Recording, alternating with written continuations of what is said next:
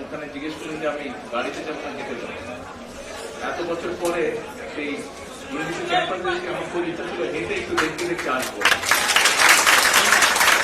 But সেই সৌভাগ্যটা হয়নি আমার। বুঝতেই পারছেন কেন, বাইরে দেখতেই আন্দাজ করতে পারছেন। এনিওয়ে ইনশাল্লাহ আরেকবার আসতে হবে। তার সাথে আমার বয়স বলেন সবকিছু মিলে অনেক গ্যাপ। আমি জানতে চাই আপনারা কেমন বাংলাদেশ দেখতে চান। আমি জানতে চাই বাংলাদেশের জন্য কি কি আমরা করতে পারি। আমি জানতে চাই বাংলাদেশের জন্য আপনারা কি কি আমরা এগুলো নিয়ে আলাপ করতে পারি। চলেন আলাপ শুরু করি। ঠিক আছে,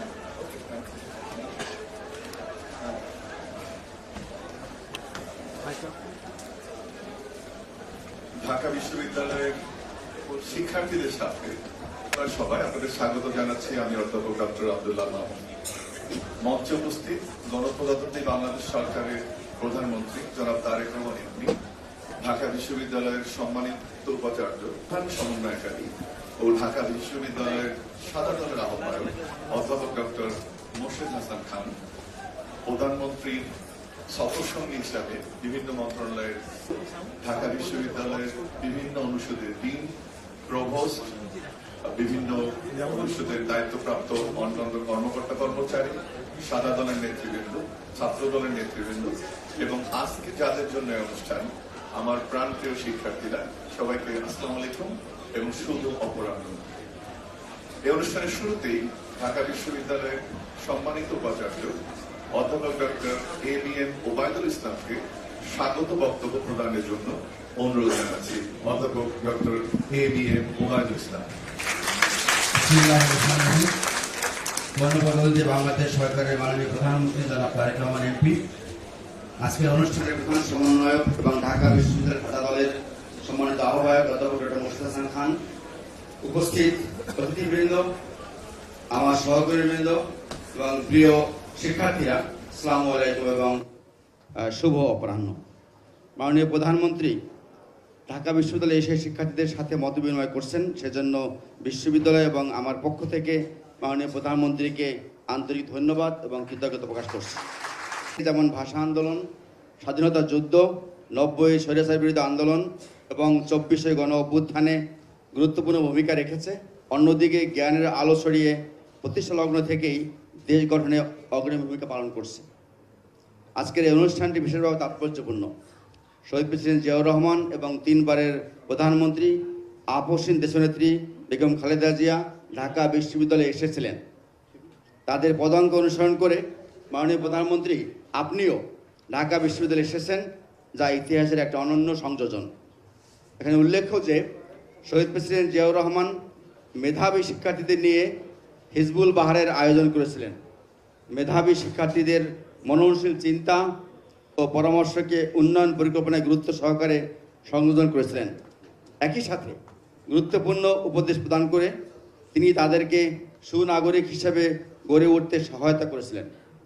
তেমনিভাবে আমি আশা করব সবার আগে বাংলাদেশ স্লোগান নিয়ে মাননীয় প্রধানমন্ত্রী উই হ্যাভ এ প্ল্যান বাস্তবায়নে যে সকল কার্যক্রম হাতে নিয়েছেন, আজকের মতবিনিময় অনুষ্ঠান তার সেই লক্ষ্যকে সামনে এগিয়ে নিয়ে যেতে সহায়তা করবে বলে আমি দৃঢ়ভাবে বিশ্বাস করি। আজকের এই অনুষ্ঠানে মাননীয় প্রধানমন্ত্রীকে বিশ্ববিদ্যালয়ের সকল শিক্ষকদের পক্ষ থেকে অনুরোধ জানাতে চাই যে আজ যেভাবে শিক্ষার্থীদের সাথে মতবিনিময় করছেন, একইভাবে শিক্ষকদের সাথেও একদিন আপনি মতবিনিময় করবেন। মাননীয় প্রধানমন্ত্রীর দেশ গঠনের পরিকল্পনা বাস্তবায়নে আমাদের মেধাবী শিক্ষকরা তাদের মতামত প্রদানের মাধ্যমে গুরুত্বপূর্ণ ভূমিকা রাখতে পারবেন বলে আমি মনে করি। আজ পরিশেষে আজকের এই আয়োজনের সাফল্য কামনা করে আমি সকলকে ধন্যবাদ জানিয়ে আমার বক্তব্য শেষ করছি। আল্লাহ হাফেজ। বাংলাদেশ জিন্দাবাদ। আসসালামু আলাইকুম। মাননীয় প্রধানমন্ত্রীর নির্দেশনায় আপনারা দেখছেন যে আজকে এই মতবিনিময় সভাকে প্রাণবন্ত করার জন্য সকল ধরনের আনুষ্ঠানিকতা পরিহার করা হয়েছে। আমরা আশা করি মাননীয় প্রধানমন্ত্রী শিক্ষার্থীদের সামনে বাংলাদেশের উচ্চশিক্ষা নিয়ে তার ভাবনা এবং তরুণদের ভবিষ্যৎ বিনির্মাণে সরকারের কর্মপরিকল্পনা তুলে ধরবেন এবং তোমরাও তোমাদের প্রশ্ন এবং মতামত প্রদানের মাধ্যমে তোমাদের ভবিষ্যৎ বিনির্মাণে প্রধানমন্ত্রীর চিন্তাকে এবং রাষ্ট্র দর্শনকে আরো সমৃদ্ধ করবে। এ পর্যায়ে আমি শিক্ষার্থীদের সাথে মতবিনিময়ের জন্য গণপ্রজাতন্ত্রী বাংলাদেশ সরকারের মাননীয় প্রধানমন্ত্রী জনাব তারেক রহমান এমপিকে সবিনয় অনুরোধ জানাচ্ছি। মাননীয় প্রধানমন্ত্রী। থ্যাংক ইউ সাহেব। আমার সামনে বাংলাদেশের ভবিষ্যৎ বসে আছে, আমরা অতীত হয়ে যাচ্ছি। তো আমি যেহেতু অতীত হয়ে যাচ্ছি আস্তে আস্তে, আমি ভবিষ্যতের কাছে জানতে চাই। অতীত নিয়ে কথা বলে লাভ নেই, অতীত নিয়ে কথা বলে তো আমরা এগোতে পারবো না, আমাদেরকে ভবিষ্যৎ নিয়ে আলাপ করতে হবে। সো আমার মনে হয় আমি যত না বলতে চাই তার থেকে বেশি আমি আপনাদের কাছ থেকে শুনতে এবং জানতে চাই। তো আপনাদের পক্ষ থেকে শুরু হোক আলোচনাটা। মাইককে নিয়ন্ত্রণ করবে আমি জানি না। মাইক রয়েছে আমাদের নির্দিষ্ট স্থানে। শিপন কোথায়? শিপন ঢুকেছে? শিপন এদিকে আসো, তুমি মাইকটা দিবা। কে দাঁড়ালো? শিপন বা সাহস কোথায়? সাহস তুমি আসো। আমাদের 6 জন নির্ধারণ করা আছে মাইক্রোফোন দেওয়ার জন্য। তারপর সাউন্ড 6 জন নির্ধারিত না, অনির্ধারিত দিক হবে না, নির্ধারিত থাকতে হবে। ওপেন থাকতে হবে। আমরা ভিসি সাহেব আপনি বলে দিতে পারেন কার কাছে মাইক দেবেন। সাহস আসো। এই মাঝখানে তুমি। আসসালামু আলাইকুম মাননীয় প্রধানমন্ত্রী। আসসালামু আলাইকুম। আমি মুবাশশিরুজ্জামান হাসান, ইসলামী ইতিহাস ও সংস্কৃতি বিভাগে স্নাতকোত্তরে অধ্যয়ন করছি। সিট নেওয়ার জন্য আমাদের প্রায় প্রতিদিনই যুদ্ধ করতে হয়, কিন্তু শত পরিশ্রম এবং যুদ্ধের পরেও আমরা আমাদের যে স্বপ্নগুলো আছে সেই স্বপ্নগুলো যথাযথভাবে বাস্তবায়ন করতে পারছি না। আমাদের পর্যাপ্ত কর্মসংস্থান এবং আমাদের প্রশ্নভাস, ডিভাইস পার্টি এবং কিছু কিছু ক্ষেত্রে স্বজনপ্রীতি, এই বিষয়গুলোর কারণে মাননীয় প্রধানমন্ত্রী আপনার কাছে আমার জানতে ইচ্ছুক আমাদের পর্যাপ্ত কর্মসংস্থান এবং আমাদের সরকারি চাকরি ক্ষেত্রে যে অনিয়মগুলো আছে সেগুলো নিরসনে আপনার সরকার এবং আপনার পরিকল্পনা কি? তাই না মোবাশের, আপনি বেশ অনেকগুলো প্রশ্ন করেছেন। প্রথমত বোধহয় আপনার হলের ঢাকা ইউনিভার্সিটি নয়, এটা কম বেশি সবগুলো ইউনিভার্সিটিই আছে এই সমস্যাগুলো। ফরচুনেটলি আপনারা এই দেশেই ছিলেন, মানে আমি যখন বাধ্য হয়েছি বিদেশে থাকতে, আপনারা এই দেশেই তখন বড় হচ্ছিলেন এবং আপনারা তখন দেখেছেন যে দেশের মানুষের সম্পদ নিয়ে কিভাবে তসরুফ করা হয়েছে। পরবর্তীতে বিভিন্ন সময় আমরা জেনেছি। কিছুদিন আগে গত এক যুগ, মানে বিশেষ করে 2008 সালের পর থেকে অনেক বড় বড় প্রজেক্ট হয়েছে। সেটা ভালো কথা, প্রজেক্ট হতেই পারে, একটি দেশের জন্য প্রয়োজন আছে। কিন্তু সবচেয়ে আনফরচুনেট যেটা ব্যাপার হলো, যেমন রূপপুর যেটা হয়েছে নিউক্লিয়ার পাওয়ার, আপনি হয়তো ভাবতে পারেন যে আপনার এই সিটের সাথে এটার কি সম্পর্ক আছে, আমি সেখানে আসছি। রূপপুর পাওয়ার আপনারাও জানেন, অনেকেই হয়তো জানেন, সবাই না জানে যে আমাদের পার্শ্ববর্তী দেশ ইন্ডিয়াতে সিমিলার সর্ট অফ একটা পাওয়ার স্টেশন হয়েছে। খুব সম্ভবত তারা এবার 14,000 কোটি টাকা কি 14 থেকে 15,000 কোটি টাকার মধ্যে সেটা করেছে তারা। আনফর্চুনেটলি আমাদের এটার খরচ পড়ছে 96,000 কোটি টাকা, 3 গুণ বেশি খরচ পড়ছে, মানে আরো বিভিন্ন খরচ আছে এগুলো নিয়ে। এখন আপনি চিন্তা করে দেখেন এই টাকাটা কিন্তু আপনারা যারা এখানে উপস্থিত আছেন, আমরা যারা এখানে সকলে এই ঘরে উপস্থিত আছি, প্রত্যেকটা মানুষের কাঁধের উপরে কিন্তু এই বোঝাটা এসে পড়েছে। বালিশ কেনা হয়েছে, এই গল্প কয়েকদিন ধরে পত্রিকায় আসছে দেখেছি, 80,000 টাকা করে বালিশ। ওই বালিশে শুলে ঘুম হবে কিনা এটা আমার একটা চিন্তা। তো 80,000 টাকা বালিশের দাম। আমি ঢাকা এসে পরে বালিশ কেনা হয়নি, বিকজ আমি যে বালিশটা, আমার একটা বালিশের প্রবলেম আছে, আমার বালিশই আমার হতে হবে। আমি লন্ডনে যেটা ব্যবহার করতাম ওটার সাথে করে নিয়ে এসেছি, তো বালিশ আমি কিনিনি ঢাকায়। তবে 1,500-2,000 টাকার বেশি নিশ্চয়ই হবে না। শিমুলতুল্লাহ হোক বা যেরকম হোক, 1,500, 2,000, 3,000 টাকা ম্যাক্সিমাম হতে পারে একটু সুন্দর সুন্দর করে বানালে। 1200-1300 টাকা, ওকে ফাইন, 1200 তাহলে তো আরো কম। সেখানে 80,000 টাকা দিয়ে বালিশ, এই 80,000 টাকা ভার কিন্তু আমাদেরকে বইতে হচ্ছে। আমরা দেখেছি ইন্টারিম গভর্নমেন্টের সময় তারা একটা হোয়াইট পেপার তৈরি করেছিল, এই হোয়াইট পেপারে বলেছিল বছরে $16 বিলিয়ন এই দেশ থেকে পাচার হয়ে গেছে। Just think about it, $16 billion. এই $16 বিলিয়ন যদি দেশে থাকতো প্রতি বছর, আমরা কিন্তু আপনার এই সিটের সমস্যার সমাধান করতে পারতাম। সেটা লাইব্রেরিতে হোক, সেটা আপনাদের আবাসনের সমস্যাই হোক, সেটা আপনাদের হলে যারা থাকেন তাদের খাবার সময়, অনেকাংশেই আমরা করতে পারতাম। সো প্রতি বছর যদি আপনি 10 বছর ধরেও $16 বিলিয়ন পাচার ধরেন, তাহলে 10 বছরে কত বিলিয়ন ডলার পাচার হয়ে গিয়েছে। অনেকে একটা কথা বলে, আল বি ভেরি ফ্র্যাঙ্ক কিছু ব্যাপারে আপনাদের সাথে, অনেকে একটা কথা বলে যে হ্যাঁ আমরা একদম 0 টলারেন্স দুর্নীতিতে। আমার কাছে কথাটা অবান্তর মনে হয়। বাংলাদেশের প্রেক্ষাপট, আপনারা এই দেশে বড় হয়েছেন, আপনারা জানেন আমরা যতই বলি 0 টলারেন্স, এটা একটা অবাস্তব ব্যাপার। Do you believe this? আপনারা কেউ বিশ্বাস করেন যে 0 টলারেন্স? আপনারা বিশ্বাস, তো আপনারা যদি বিশ্বাস না করেন আমি কেন বিশ্বাস করবো এটা? বাট আমরা যেটা চেষ্টা করছি এই বিষয়টাকে যতটুকু লাগাম টেনে ধরা যায়। এত বছরের বিষয়টা আমরা 2 মাস, 6 মাসে, 1 বছর, 2 বছরে পাবো না। এটা একটা হ্যাবিটের ব্যাপার।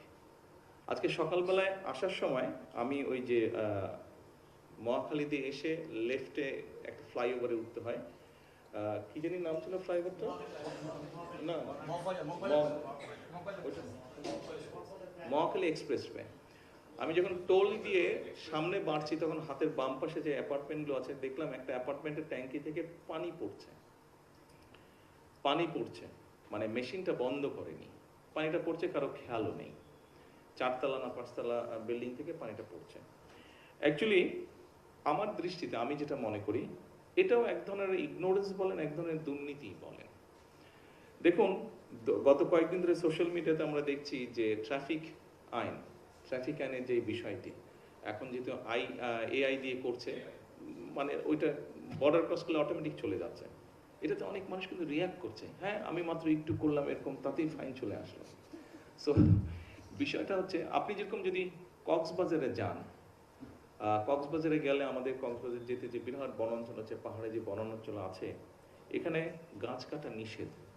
কিন্তু আপনারা ওখানকার যারা আদিবাসী যারা, তাদের সাথে যদি কথা বলেন, টেকনাফে যদি যান, তারা খুব রিয়াক্ট করবে, কারণ সে তার বাবাকে দেখে এসছে গাছ কেটে বিক্রি করতে, তার দাদাকে দেখে এসছে। মানে এটা যে একটা অনৈতিক কাজ, এটা তার মাথার মধ্যেই নেই। এই জন্যই আমি কথাগুলো আপনাদের সামনে তুলে ধরলাম। আপনারা পারবেন, আমরা হয়তো শুরু করতে পারবো, আমাদের চেষ্টা দিয়ে শুরু করতে পারবো, কিন্তু টেনে নিয়ে যেতে হবে আপনাদেরকে সাকসেসফুল হতে হবে। অর্থাৎ মানুষের এই কনসেপ্ট, পারসেপশন, এই বিষয়গুলো কিন্তু বদলাতে হবে আমাদেরকে। সো আপনার যেটা আজকে সমস্যা, আপনার সিটের যেটা সমস্যা, বিভিন্ন যেটা সমস্যা, আমরা একটা ছোট দেশ, গরিব দেশ, আমাদের রিসোর্স যে খুব আনলিমিটেড বা অনেক রিসোর্স তা না। এই রিসোর্সটাকে আমাদের প্রপারলি ইউটিলাইজ করতে হবে। আমরা যদি আমাদের ওয়েস্ট কমাতে পারি, আমরা যদি আমাদের অ্যাটিটিউড বা হ্যাবিটগুলো চেঞ্জ করতে পারি, আমরা ইনশাল্লাহ, আমি মনে করি অনেক কিছু ইনশাল্লাহ আমরা করতে পারবো। আপনারা কি মনে করেন সেটা? কিন্তু আপনাদের হেল্প করতে হবে আমাকে, আদারওয়াইজ আমরা পারবো না। আপনাদেরকে হেল্প করতে হবে, আপনাদেরকে স্ট্যান্ড নিতে হবে, only then we can do it. Otherwise শুধু আইন কারণ সংসদে পাশ করলাম, সংবিধানে তো লেখা ছিল যে বাংলাদেশের সংসদ প্রতিনিধি তারাই হবে যারা জনগণ দ্বারা প্রত্যক্ষভাবে নির্বাচিত হবে। 2014, 18, 24 কি তা হয়েছে? সংবিধানে তো লেখা ছিল। সো লেখা দিয়ে সব কিছু হয় না, it's about here and here, তাই না? এই দুটো জায়গা থেকে হতে হবে। সো আমি জানি না আপনার প্রশ্নের সরাসরি হয়তো আমি উত্তর দেইনি মোবাশ্বের, বাট আমি পুরো জিনিসটা বোঝানোর চেষ্টা করেছি যে আমাদের লিমিটেশনটা কোথায় এবং আমরা কিভাবে জিনিসটা ট্যাকেল করার চেষ্টা করছি। একটু সময় লাগবে, ধৈর্য ধরতে হবে একটু। হয়তোবা এমনও হতে পারে আপনি যতদিন আছেন এই লাইফ টাইমে, মানে ইউনিভার্সিটি লাইফ টাইমে হয়তোবা নাও হতে পারে, পরবর্তী যারা আসবে তারা সুযোগ পাবে। হয়ে গেছে তো একটা প্রশ্ন। নেক্সট। আসসালামু আলাইকুম প্রধানমন্ত্রী, আমি Mohammad Mahibi Alam Prince, applied chemistry and chemical engineering department 3rd ইয়ারে পড়াশোনা করছি। মাননীয় প্রধানমন্ত্রী, আমার কোশ্চেনটা আমার ডিপার্টমেন্ট রিলেটেড একটু, যেহেতু আমি অ্যাপ্লাইড কেমিস্ট্রি নিয়ে পড়াশোনা করছি, সেক্ষেত্রে আমি তো আর্টসের স্টুডেন্ট, অ্যাপ্লাইড কেমিস্ট্রি কি বুঝবো আমি? আমি একটু একটা পরিকল্পনা জানাতে চাই আপনাকে এই আচ্ছা, সম্পর্কিত। যে আমরা দেখতে পাই আমাদের দেশে একটা মেজর প্রবলেম, যে আমরা আমদানি নির্ভরশীলতা কেমিক্যালগুলোর প্রতি। যেমন ফার্মাসিউটিক্যাল যে কেমিক্যালগুলো আছে এর মধ্যে এপিআইটা পুরোপুরি আমদানি নির্ভর, এবং এর পাশাপাশি অন্যান্য অনেক ইন্টারমিডিয়েট কেমিক্যাল আছে যেগুলো পুরোপুরি আমরা আমদানি উপর নির্ভরশীল হয়ে আছি। এবং একটা জরিপে দেখা গেছে প্রতি বছর প্রায় $6.7 বিলিয়ন এই আমদানির পিছনে আমাদের লাগছে। এর পাশাপাশি আমরা যদিও সরকারিভাবে এগুলোর দিক নির্দেশনা দেওয়া হয় ওয়েস্ট ম্যানেজমেন্টের, তবুও দেখা যায় ঠিকমতো ওয়েস্ট ম্যানেজমেন্ট হচ্ছে না, কোথাও যার হচ্ছে না। ফলে নদী, মাটি, পানি সমস্ত কিছু দূষিত হয়ে যাচ্ছে। একই সাথে আমাদের খাবারের মান, স্বাস্থ্যের মান সবকিছুই ক্ষতি হচ্ছে। তো আমার কথা হলো, এই ব্যাপারগুলো আমরা কিভাবে সলভ করতে পারি? একই সাথে অনেক উন্নত বিশ্বে দেখা যায় যে আমাদের যে ইন্ডাস্ট্রিগুলো সেগুলোর সাথে আমাদের যেই বিশ্ববিদ্যালয়, এটার একটা কোলাবোরেশন হয় একটা পাইলট প্ল্যান্টের মাধ্যমে। এই কোলাবোরেশনটা আমরা আনতে পারি কিনা? অ্যাপ্রেন্টিসশিপ যেটা, জি জি তাই তো? জি। এটা আজকে আমি বলেছি এখানে আপনার ইয়ের অনুষ্ঠানে, আপনার গ্র্যান্ড কমিশনের অনুষ্ঠানে আমরা এই জিনিসটা বলেছি, এটা আমরা ইন্ট্রোডিউস করতে চাচ্ছি ইউনিভার্সিটিগুলো, কোম্পানিগুলোর সাথে, বিভিন্ন প্রতিষ্ঠানগুলোর সাথে, আপনাদের মতন যারা স্টুডেন্ট আছে তাদের সাথে আমরা এটা জয়েন করতে চাই, সো দ্যাট এই উদ্যোগটা আমরা নিচ্ছি, সো দ্যাট আপনি স্টুডেন্ট থাকা অবস্থায় আপনি একটা জব পেয়ে যাচ্ছেন, বা আপনার শুধু তো বই পড়লে হবে না, আপনার প্র্যাকটিক্যাল নলেজটা দরকার। সো আপনি যদি তখন ওখানে কাজ করতে থাকেন, ওই কোম্পানিতে কাজ করতে থাকেন, ওই ইন্ডাস্ট্রিতে কাজ করতে থাকেন, তখন আপনার ওই প্র্যাকটিক্যাল নলেজটা হচ্ছে, আর আপনার তো একাডেমিক যেটা নলেজ আছে সেটা তো আপনি পাচ্ছেনই। এটা আমরা উদ্যোগটা নিয়েছি। আমি এটা কতদিন মোটামুটি সময় লাগতে পারে? বেস্ট লোক হচ্ছে ও, এটা দায়িত্ব হচ্ছে ওর। শিক্ষামন্ত্রী আছেন, আপনি এটা বলবেন ক্লিয়ারলি, পুরো উত্তরটা দিবেন, বা আমিনকে বলবেন। আমিন বলো, আমিন বলো এটা পুরো জিনিসটা, প্রিন্সের উত্তরটা। আমাদের প্ল্যানটা পুরো রকম। আসসালামু আলাইকুম। প্রাইম মিনিস্টার স্যারের নির্দেশনায় আমরা ইতিমধ্যে বেশ কিছু ইন্ডাস্ট্রি অ্যাসোসিয়েশনের সাথে কাজ করা শুরু করেছি। সে এফবিসিসিআই, টিসিসিআই, বিজিএমএ, বিকেএমএ, অন্যান্য যত ট্রেড বডি আছে ওনাদের সাথে আমরা কথা বলছি। আমাদের মূল উদ্দেশ্য কারিকুলামটাকে ডেভেলপ করা, সেখানে যেন প্র্যাকটিক্যাল এলিমেন্ট আসে, তার পাশাপাশি ইন্ডাস্ট্রি একাডেমিক কোলাবোরেশন গড়ে তোলা। ইন্ডাস্ট্রি একাডেমিক কোলাবোরেশনের দুটো ধাপ আছে। অন্ততপক্ষে একটা সেমিস্টার ইকুইভ্যালেন্ট যে টাইম সেটা সে ইন্ডাস্ট্রিতে স্পেন্ড করবে, সেটা অ্যাপ্রেন্টিসশিপের ফর্মে হতে পারে, ইন্টার্নশিপের ফর্মে হতে পারে। আমরা যেটা দেখে এসেছি থিওরিটিক্যালি এই সিস্টেমটা কিন্তু আছে, অনেক জায়গায় ইন্টার্নশিপ আছে, কিন্তু সবাই যার যার পরিচিত বাবা চাচার একটা জায়গা থেকে গিয়ে একটা সার্টিফিকেট দেখে কাজটা হয়ে যাচ্ছে, অ্যাকচুয়াল ইন্টার্নশিপ হচ্ছে না। আমরা ইন্ডাস্ট্রি অ্যাসোসিয়েশনের সাথে কথা বলছি যেন এই ইন্টার্নশিপটা এনফোর্স করা হয়, এবং এর পাশাপাশি অ্যাপ্রেন্টিসশিপ যেসব ফ্যাক্টরি দিবে, যেসব কোম্পানি দিবে, ওনাদেরকে আমরা কিছু ইনসেন্টিভ দিব, সুযোগ সুবিধা দিব, ট্যাক্সের ক্ষেত্রে কিছু বেনিফিট দিলে স্বাভাবিকভাবেই এই যারা এমপ্লয়ি আছে পলিসি লেভেলে, জি স্যার, পলিসি লেভেলে, জি স্যার, ট্যাক্স কমানো খুব মুশকিল হবে। তো ওখানে স্যার অলরেডি স্যার কথা হয়েছে স্যার, এবার অন্যান্য ফর্মে তো ওভাবে ওনারা জানিয়েছেন যে মোটামুটিভাবে নেশন ওয়াইড, কারণ সংখ্যাটা তো অনেক বড়, অ্যাপ্রেন্টিসশিপ এবং ইন্টার্নশিপ যদি আমরা সবাইকে দিই, সেভাবে ইন্ডাস্ট্রির সাথে কাজ হচ্ছে, যারা রিসার্চের কাজ করছেন সেখানে ইন্ডাস্ট্রি একাডেমিক কোলাবোরেশন নিয়ে কথা হচ্ছে, কিভাবে আমরা একটা ইকোসিস্টেম তৈরি করতে পারি, যেখানে লোকাল যে ইন্ডাস্ট্রি বা কোম্পানি আছে তার সাথে পাবলিক রিসার্চ ইনস্টিটিউট এবং ইউনিভার্সিটিগুলো সবাই একযোগে যে কোনো একটা বাস্তবভিত্তিক সমস্যাকে সমাধান করতে পারে। আমাদের প্রাইম মিনিস্টার স্যারের ইনস্ট্রাকশন অনুযায়ী এগুলো নিয়ে আমরা বেশ কিছু ইন্ডাস্ট্রি এঙ্গেজমেন্ট তৈরি করছি। সো একটা কারিকুলাম ডেভেলপমেন্টের ক্ষেত্রে, একটা ইন্টার্নশিপ এবং অ্যাপ্রেন্টিসশিপের ক্ষেত্রে, আর একটা রিসার্চের ক্ষেত্রে, এই তিনটা বিষয় নিয়ে আমরা প্যারালালি কাজ করছি। Thank you. ধন্যবাদ। তুমি আরেকটা প্রশ্ন বোধহয় তুমি বলছো মেডিকেল ওয়েস্টের ব্যাপারে। জি, আমাদের হচ্ছে আমদানি নির্ভরশীলতা কেমিক্যালগুলোর উপর, এটা কিভাবে কেমিক্যাল কমানো যেতে পারে? কিছু তো আমরা করতে পারবো, সব বোধহয় আমরা করতে পারবো না। জি, 100% এখানে করতে পারবো না, বিকজ অফ ভেরিয়াস রিজন আমরা এটা করতে পারবো না। এটা নিয়ে ফার্মাসিউটিক্যাল কোম্পানি যারা আছে তাদের সাথে আমাদের আলাপ হয়েছে। আমরা যতটুকু এখানে করতে পারবো সেগুলোর ব্যাপারে আমরা চেষ্টা করছি পলিসি তৈরি করতে, সো দ্যাট তারা ওই প্রোটেকশনটা পায়। ওই প্রোটেকশনটা যদি আমরা তাদেরকে দিতে পারি, ন্যাচারালি তখন ফার্মাসিউটিক্যাল ইন্ডাস্ট্রিটা শক্তভাবে গড়ে উঠতে পারবে। আর এটা তো আমাদেরকে এমনিও করতে হবে কতগুলো কারণে, কারণ কয়েকদিন পর থেকে তো বিভিন্ন জায়গায় আমাদের ফার্মাসিউটিক্যাল প্রোডাক্ট এক্সপোর্ট করা ডিফিকাল্ট হয়ে যাবে যদি আমরা এগুলো না করি এখনই, তাই না? Thank you Prince. আসসালামু আলাইকুম স্যার, ওয়ালাইকুম। আমি Elma Nurain Momo, 19-20 session, department of management.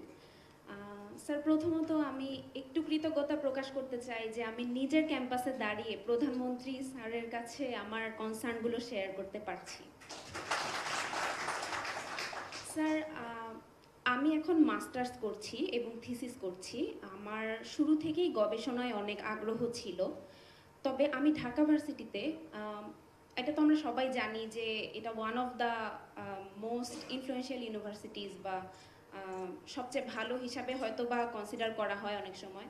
তবে আমি শুরু থেকে একটা প্রবলেম বা চ্যালেঞ্জ যেটা ফেস করেছি, যে আমাদের রিসার্চের ব্যাপারে বা গবেষণার ব্যাপারে আগ্রহ থাকলেও আমাদের এটার জন্য যে আনুষঙ্গিক বিষয় আশয় আমাদের দরকার, বা আমাদের যে মানসম্মত যে ডাটাবেসগুলো, যেমন স্কোপাস বা ওয়েব অফ সায়েন্স, যেগুলো থেকে হয়তো বা আমরা ইনফরমেশন অ্যানালাইসিস করতে পারি বা রিসার্চ গ্যাপটা আইডেন্টিফাই করতে পারি, সেগুলোতে আমাদের অ্যাক্সেস নেই। এছাড়া আমাদের অ্যানালাইসিস টুলগুলো সম্পর্কেও সেভাবে ট্রেনিং বা অ্যাক্সেসের সুযোগ নেই। এটা ছিল আমাদের প্রথম চ্যালেঞ্জ।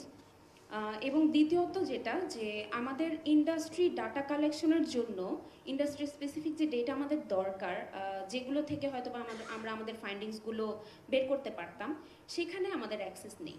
মোস্টলি আমাদের ডিপার্টমেন্টে থিওরিটিক্যাল বা ম্যাথোলজিক্যাল বিভিন্ন নলেজ আমাদের সাথে দেওয়া হয়, কিন্তু প্র্যাকটিক্যালি যে ইনসাইটগুলো আমাদের দরকার, যেগুলোর উপর আমরা অ্যানালাইসিস করতে পারি, সেই ব্যাপারে আমাদের তেমন কোনো সহায়তা নেই। তবে ব্যক্তিগত পর্যায়ে আমার ডিপার্টমেন্টে আমাদের টিচাররা কিছুটা সহায়তা করেন, তবে লার্জ স্কেলে সকল স্টুডেন্টকে হয়তো বা এই ব্যাপারে ইনক্লুসিভ ফিল করানো যায় না বা ইনক্লুড করা যায় না। আমি 31 দফায় দেখেছি বিএনপি যে 24 নম্বর পয়েন্টে গবেষণা ক্ষেত্রে আরও উন্নত কিভাবে করা যায়, সবাইকে ইনক্লুড করা যায়, এই ব্যাপারে একটি পয়েন্ট আছে, এবং জিডিপির 5% শিক্ষাক্ষেত্রে ইনভেস্ট করা হবে, এই ব্যাপারটি আছে। তবে আমার অনুরোধ থাকবে যে গবেষণায় কিভাবে আমাদেরকে আরেকটু সুযোগ সুবিধা বা আমাদেরকে আরেকটু কিভাবে ফ্যাসিলিটেট করা যায়, এই ব্যাপারে যদি একটু উদ্যোগ নেওয়া যায়। ধন্যবাদ স্যার। ধন্যবাদ। কি নাম বললেন? এলমা নুরাইন মমো। মমো, প্রশ্নটার একটা পার্ট খুব সম্ভব বোধহয় ভিসি সাহেব ভালো দিতে পারবেন।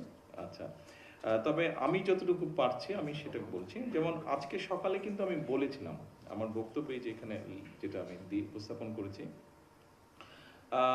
আমি এইভাবে বলেছি যে আনফর্চুনেটলি হলেও, ব্যাপারটা আনফর্চুনেট, বাট ঢাকা ইউনিভার্সিটির বলতে আমরা যা বুঝি, স্বাভাবিকভাবে ইউনিভার্সিটির আনফর্চুনেটলি ইন্টারন্যাশনালি র্যাঙ্কিং এর মধ্যে পড়ছে না। র্যাঙ্কিং এর মধ্যে না পড়ার বোধহয় অন্য একটা মূল কারণ হচ্ছে যে আমরা এখানে যেভাবে আসলে টিচার নিয়োগ হওয়া উচিত ছিল, খুব সম্ভবত অতীতে সেভাবে হয়নি টিচার নিয়োগ। যেটা আমরা শুনেছি দূর থেকে, আমি যেটা শুনেছি বা যতটুকু দেখছি, পত্রপত্রিকা পড়েছি, এখানে পলিটিক্যাল বায়াসনেসটাকে বোধহয় বেশি প্রায়োরিটি দেওয়া হয়েছে, অনেক বেশি বায়াসনেস এটা প্রায়োরিটি পেয়েছে। আমরা যদি প্লিজ হাবিব, আওয়াজ হচ্ছে, আমরা যদি টিচার অ্যাপয়েন্টমেন্টের ক্ষেত্রে রেজাল্ট দেখে, মানুষের মেরিট দেখে টিচার দেয়, আমি মনে করি এই অবস্থাটার পরিবর্তন করা সম্ভব। এর বাইরেও টিচারদের বেলায় বা ইউনিভার্সিটির বেলায় আমরা দেখেছি যে পাবলিকেশন দরকার হয়, ডিন বা বিভিন্ন পদে যারা যান, বিভিন্ন রকম পাবলিকেশন, সাইটেশন, এই বিষয়গুলো বোধহয় থাকে, কিন্তু সেগুলোরও আমরা অ্যাবসেন্স দেখেছি। তো আমরা যদি এই প্র্যাকটিসগুলো শুরু করি অন্য বিশ্বের ভালো ভালো ইউনিভার্সিটিগুলোতে, যেভাবে সাধারণত হয়, টিচার রিক্রুটমেন্ট, টিচারদের যে একজন টিচার হলে উনি একসময় ডিন হবেন, একসময় বিভিন্ন ডিপার্টমেন্টের চার্জে উনি যাবেন, এগুলো আমরা একাডেমিক পারফরমেন্স থেকেই হয়ে থাকে। এই বিষয়টা আমি ভিসি সাহেবকে অনুরোধ করব যে এই বিষয়গুলোতে যাতে আমরা থ্যাংক ইউ স্যার ধন্যবাদ। ধন্যবাদ। স্যার আরেকটা ব্যাপার কি একটু বলতে পারি যে মানে আমাদের স্টুডেন্টদের জন্য কি কোনো রিসার্চ সেন্টার বা কিছু এরকম করা যেতে পারে? অবশ্যই করা যেতে পারে, কেন করা যাবে না, অবশ্যই করা যেতে পারে। আচ্ছা, আসসালামু আলাইকুম। যেমন আসসালামু আলাইকুম, আমি মোহাম্মদ আলামিন, বাংলা বিভাগের মাস্টার্সের শিক্ষার্থী। আমার প্রশ্নটা প্রধানমন্ত্রীর প্রতি এবং আমাদের শিক্ষামন্ত্রীর প্রতিও। আমি বাংলা বিভাগের শিক্ষার্থী হিসেবে এবং আমি মনে করি অন্যান্যদেরও এই অভিজ্ঞতা আছে যে ইংলিশ মিডিয়ামের স্কুলের যে স্টুডেন্টগুলো আছে তাদেরকে পড়াতে গেলে দেখা যায় তারা ঠিকমতো বাংলা বলতে পারে না। তা আমি জানি না পৃথিবীর আর কোনো দেশে এরকম আছে কি না যে কোনো দেশের মাতৃভাষা এবং রাষ্ট্রভাষা যেটা ফার্স্ট ল্যাঙ্গুয়েজ বা প্রধান ভাষা, এটা বাদ দিয়ে সেকেন্ড ল্যাঙ্গুয়েজ বা অন্য কোনো ভাষাতে পড়াচ্ছে বা পড়ছে এর মাধ্যমে, এবং তারা নিজের ভাষা যেটা মাতৃভাষা এটাও ঠিকমতো এরা বলতে বা পড়তে পারে না, তাদের সব কিছুই ইংরেজিতে। প্রজন্ম বেড়ে উঠছে যে নিজের ভাষার প্রতি তার কোনো আকৃষ্ট নাই, তার কোনো আকর্ষণ নাই, নিজের দেশের সংস্কৃতি ইতিহাস এগুলো তার মধ্যে ঠিকভাবে গড়ে উঠছে না। তো এক্ষেত্রে শিক্ষামন্ত্রী স্যারের কাছে আমার প্রশ্ন যে ইংলিশ মিডিয়ামের যে কারিকুলাম এখানে বাংলা আরেকটু কার্যকরী বা বাধ্যতামূলক করা আপনার যায়। নামটা কি বলেছেন? আমার নাম আলামিন, বাংলা আলামিন। বিভাগের শিক্ষার্থী। আল আমিন। আল আমিন মানে জানেন জি, বিশ্বাসী। কি বলেন তো? বিশ্বাসী। বিশ্বাসী। আচ্ছা, মিস্টার বিশ্বাসী, ওই প্রশ্নের উত্তরটা আমি দিচ্ছি। হ্যাঁ, আমি দিচ্ছি, এই জন্য আমি দিচ্ছি প্রশ্নটা বিকজ আমার ব্যক্তি জীবনের বিষয়টা আছে।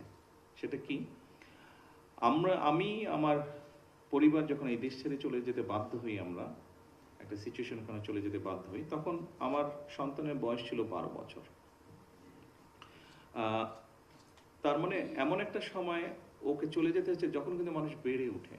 আচ্ছা, স্বাভাবিকভাবে ওর পড়ালেখা, মন মানসিকতা স্বাভাবিকভাবে ওই সময় কিন্তু মানুষের চেঞ্জ হয়, গড়ে ওঠে। সেই সময় আমরা ইংল্যান্ডে ছিলাম যখন আমার সন্তানের বয়স 12 বছর ছিল। আপনি যদি ওকে আজকে জিজ্ঞেস করেন বাংলাদেশের 64টি জেলার নাম সহ অধিকাংশ থানার নাম বা উপজেলার নাম, আমার মেয়ে বলে দিতে পারবেন। আপনি আমার মেয়ের সাথে যদি কথা বলেন, আপনার কখনোই মনে হবে না যে ও 12 বছর, সব পড়ালেখা, বন্ধু বান্ধব সবকিছু বিদেশি মনে হবে না। কেন জানেন? এটা হচ্ছে মানসিকতার ব্যাপার, এটা হচ্ছে পরিবারের বিষয়, এটা হচ্ছে মানসিকতার ব্যাপার। আমি কাউকে উদ্দেশ্য করে বলতে চাই না, তবে আমাদের দেশে একটা মানসিকতা আছে, যেই বাচ্চারা ইংলিশ মিডিয়ামে পড়ে তাদের পরিবার বা সবাই আশেপাশে তার সাথে ইংরেজিতে কথা বলতে চায় সারাক্ষণ। একদিক দিয়ে ভালো এটা, যে ঠিক আছে প্র্যাকটিসটা বেটার হবে, কিন্তু করতে গিয়ে যেটা হচ্ছে, যেই সমস্যার কথা আপনি বলছেন সেই সমস্যাটা হচ্ছে, সেটা হচ্ছে মানসিকতার ব্যাপার। এখানে আইন কারণ জোর জবরদস্তি কিছু হবে না, এটা নিজের মন থেকে পরিবর্তিত হতে হবে। Thank you. আপনার উত্তর পেয়েছেন আলামিন? Thank you. আমি অনিন্দিতা পাল, ঢাকা ইউনিভার্সিটি মার্কেটিং ডিপার্টমেন্টের অনিন্দা? অনিন্দিতা পাল। আচ্ছা, আমি প্রথমেই স্যারকে ধন্যবাদ জানাতে চাই, কৃতজ্ঞতা প্রকাশ করতে চাই আমাদেরকে এরকম একটা প্ল্যাটফর্মে কথা বলার সুযোগ করে দেওয়ার জন্য। তো আমার প্রশ্নটা হচ্ছে, আমরা জানি যে বর্তমানে প্রতিযোগিতামূলক বিশ্বে টিকে থাকার জন্য ডেমোগ্রাফিক ডিভিডেন্ডের বিকল্প নেই।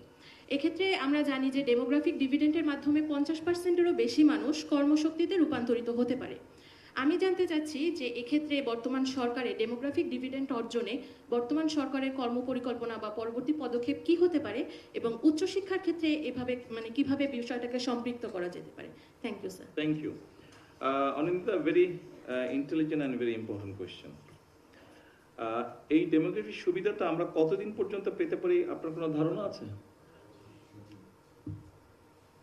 স্যার 2040 হতে পারে। রাইট, ইউর 2040, মোটামুটি ভাবে 40 পর্যন্ত আমরা এটা পেতে পারি। সেই জন্যই 40-এর পরে, এখানে আপনারা যারা আছেন সবাই কিন্তু এটার ভেতরে আছেন, 40-এর পরে আপনাদের পক্ষে সেটা ডেলিভারি করা সম্ভব হবে না। সেই জন্যই আমরা কয়েকটি পদক্ষেপ নিতে চেয়েছি। এক, যেমন আমরা ইউনিভার্সিটিগুলোতে যেমন একটা প্রিন্স যেমন একটা কথা বলেছে যে অ্যাপ্রেন্টিসশিপ, আমরা প্রিন্স না, এটা মোবাশ্বের বলেছে, হ্যাঁ মোবাশ্বের বলেছে অ্যাপ্রেন্টিসশিপ, এই বিষয়টাকে আমরা ইন্ট্রোডিউস করতে চাচ্ছি। এটা গেল 1 নম্বর। 2 নম্বর, এখন এআই বা টেকনোলজি বেস যেই এডুকেশনগুলো আছে বা বিষয়গুলো আছে, এগুলোকে আমরা মোর এমফেসাইজ দিতে চাচ্ছি, সো দ্যাট আপনারা বা ইয়াং জেনারেশন বা বাংলাদেশে যারা আপনার ভবিষ্যৎ, তারা যাতে এইগুলোতে আপনার ইকুইপড হতে পারেন। এটার পাশাপাশি আপনি যদি দেখেন, আমাদের এখানে আনফর্চুনেটলি যারা এডুকেটেড, ওয়েল এডুকেটেড, এই ক্লাসটাতে কিন্তু বেকারের সংখ্যা বেশি, এবং সেই জন্যই আমরা এই বিষয়গুলোকে ইন্ট্রোডিউস করতে চাচ্ছি, সো দ্যাট আপনাদের মতন যারা আছে আপনাদের ভিতর থেকে যাতে বেকারের সংখ্যাটা কমে যায়, একদম জিরো হয়তো হবে না, বাট কমে আসে যাতে। এটার বাইরে আমরা যেটা করতে চাচ্ছি আরো লার্জার পপুলেশনের জন্য, ইয়াং পপুলেশনের জন্য আমরা যেটা করতে চাচ্ছি সেটা হচ্ছে যে আমাদের ভোকেশনাল ইনস্টিটিউট যেগুলো আছে, এগুলো কারিগরি ইনস্টিটিউট যেগুলো আছে, এইগুলাকে আমরা স্ট্রেনথেন করতে চাচ্ছি, এগুলাকে মোর মডার্নাইজ করতে চাচ্ছি। আমাদের এখানে অনেকগুলো সাবজেক্ট আছে, সব সাবজেক্টগুলো আমাদের প্রয়োজন নেই। আমরা কিছু সাবজেক্ট বাদ দিয়ে তার মধ্যে যেগুলো ইম্পর্টেন্ট সাবজেক্ট, আমাদের লোকজন যেসব দেশে যাচ্ছে সেই বিষয়গুলোতে আমরা মোর এমফেসিস দিতে চাচ্ছি। একই সাথে আমরা যেটা করতে চাচ্ছি সেটা হচ্ছে যে ল্যাঙ্গুয়েজের উপরে আমরা এমফেসাইজ দিতে চাচ্ছি। কয়েকটি ল্যাঙ্গুয়েজ আছে পৃথিবীতে, ধরেন ইংলিশ তো আছে, একটা ইন্টারন্যাশনাল ল্যাঙ্গুয়েজ আছে, এর বাইরে ম্যান্ডারিন ল্যাঙ্গুয়েজ আছে। আমাদের অনেক ছেলেমেয়েরা কিন্তু এখন চায়নাতেও পড়তে যাচ্ছে, আপনাদের এজ গ্রুপের অনেকেই কিন্তু চায়নাতে পড়তে যাচ্ছে। সো আমরা যদি, এবং চায়নাতে পড়তে গিয়ে, আপনি চাইনিজ জানেন, ম্যান্ডারিন জানেন, হাত তুলেছেন, গুড, আচ্ছা, ওকে, দুজন পাওয়া গেল। আর যাচ্ছেন চায়না আপনারা, ভেরি গুড, ভেরি গুড। আচ্ছা, আসছি আমি একটু পরে। ওই যে ওনারা দুইজন যাবে, ম্যান্ডারিন ল্যাঙ্গুয়েজ জানে যাবে, এবং মোটামুটি ভাবে আমি বলতে পারি ওনারা যাবার পরে পড়তে পড়তে ওনারা কিন্তু ওখানে জব পেয়ে যাবে, because of language skill, job পেয়ে যাবে ওনারা। কাজে আমরা চাচ্ছি এরকম ম্যান্ডারিন, আমরা উদ্যোগ নিয়েছি জাপানিজ ল্যাঙ্গুয়েজ, এটা এর মধ্যেই কাজ হচ্ছে, ভেরি এক্সপেন্সিভ জাপানিজ টিচার। এর মধ্যে আমরা যেটা করেছি যে বাংলাদেশে যারা জাপানিজ জানে এরকম লোককে রিক্রুট করছি, এবং ওটাও করতে চেষ্টা করছি, বাট তাড়াতাড়ি পাওয়ার জন্য আমরা এর ভিতর থেকে আমরা চেষ্টা করছি বাংলাদেশের ল্যাঙ্গুয়েজ, জাপানিজ ল্যাঙ্গুয়েজের উপর জোর দিচ্ছি, আমরা ফ্রেঞ্চের উপরে জোর দিচ্ছি, আমরা ইটালিয়ান ল্যাঙ্গুয়েজের উপর জোর দিচ্ছি, এরকম আরো কয়েকটা ল্যাঙ্গুয়েজের উপর আমরা জোর দিচ্ছি। এই ল্যাঙ্গুয়েজগুলো আমরা শেখাতে চাচ্ছি, এবং এটা নিয়ে ডিবেট যদিও আছে, তারপরে আমরা চেষ্টা করব স্কুলগুলোতে যেরকম, ঠিক আলামিন যেটা বললো, বাংলা, ঠিক আছে, বাংলা পড়ছে স্বাভাবিক, আমাদের ল্যাঙ্গুয়েজ, ইংরেজি পড়ছে সেকেন্ড ল্যাঙ্গুয়েজে, আমরা এই ল্যাঙ্গুয়েজগুলো স্কুলে দেব, এবং বাচ্চা বা স্টুডেন্ট সে নিজের ইচ্ছা মতন চয়েস করে নেবে, সে ম্যান্ডারিন শিখবে না, জাপানিজ শিখবে না, ফ্রেঞ্চ শিখবে না, জার্মান শিখবে না, ইটালিয়ান শিখবে, 5-7টা ল্যাঙ্গুয়েজ থাকবে, তার মধ্যে থেকে একটা চয়েস করে নেবে সে, এবং ওই ল্যাঙ্গুয়েজের উপরে তার কিন্তু পাস ফেলটা নির্ভর করবে। আমি যে প্ল্যানটা বলছি এটা ইনশাল্লাহ আমরা করব, একটু সময় লাগবে কিন্তু আমরা করবো, কারণ এতগুলো টিচার পাওয়া কিন্তু সমস্যার ব্যাপার। সো এইভাবে আমরা এই বিষয়টাকে অ্যাড্রেস করতে চাই। যারা এডুকেটেড ক্লাস আপনারা আছেন তাদের আমরা ইনস্টিটিউশনগুলোতে বিভিন্ন সাবজেক্টগুলোকে ইন্ট্রোডিউস করে, এবং একই সাথে এই ধরনের রিলেটেড যেগুলো বিজনেস হাউস আছে তাদের সাথে রিলেট করবো, সো দ্যাট আপনি স্টুডেন্ট অবস্থাতেই যাতে আপনি চাকরি পাচ্ছেন, বা চাকরি করতে গিয়ে আপনি যেগুলা প্র্যাকটিক্যালি ফেস করবেন সেগুলো যাতে আপনি শিখে নিতে পারেন। একই সাথে ল্যাঙ্গুয়েজ এবং ভোকেশনাল কোর্স, এইভাবে পুরো জিনিসটাকে আমরা সাজানোর চেষ্টা করছি, সো দ্যাট ওই 2040 পর্যন্ত যে ডিভিডেন্ডের সুবিধা, সেটা যাতে, ডেমোগ্রাফিক সুবিধা, সেটা যাতে আমরা নিতে পারি। আমি উত্তর দিতে পেরেছি? Thank you so much. Thank you. Sir, আমি কি আরেকটা কোশ্চেন করতে পারি? আপনি করতে পারেন, কিন্তু অনেকে আছে আপনাকে যদি ছাড় দেয় একটা আপনি প্রশ্ন করতে করি, পারেন। একদম পেছনের দিকে আমরা একটু যাই, ওদিকে নেওয়া হয়নি, একটু মাইক্রোফোন পেছনে যিনি আছেন আমাদের, আচ্ছা, আমাদের ম্যান্ডারিন ম্যান্ডেলিন চাই। আসসালামু আলাইকুম। আসসালামু আলাইকুম। চমু হাউ জংলি। আমি ইফানা হক, আমি আধুনিক ভাষা ইনস্টিটিউট শেষে চীনা ভাষা ও সংস্কৃতি শেষে। বিভাগে। ও আচ্ছা। তাই তো নাকি? Thank you. না স্যার, আমি বলেছি যে আপনাকে শুভ মধ্যাহ্ন। আমি আপনাকে ধন্যবাদ দিচ্ছি, এটা শেষে না? হ্যাঁ, সিএসিএ। স্যার, আমি আপনাকে অসংখ্য ধন্যবাদ। আমার প্রশ্নের কিছুটা অংশের উত্তর আপনি অলরেডি দিয়ে দিয়েছেন, যে আমরা আপনার যে প্রাথমিক শিক্ষা এবং মাধ্যমিক শিক্ষার ক্ষেত্রে তৃতীয় ভাষা অন্তর্ভুক্তিকরণের যে উদ্যোগের বিষয়ে আপনি অলরেডি বলেছেন, এবং 2025 সালের 17 ডিসেম্বরের বক্তব্যটা আমি আপনার ফলো করেছি। তো সেই বিষয়টার জন্য আপনাকে আন্তরিকভাবে ধন্যবাদ।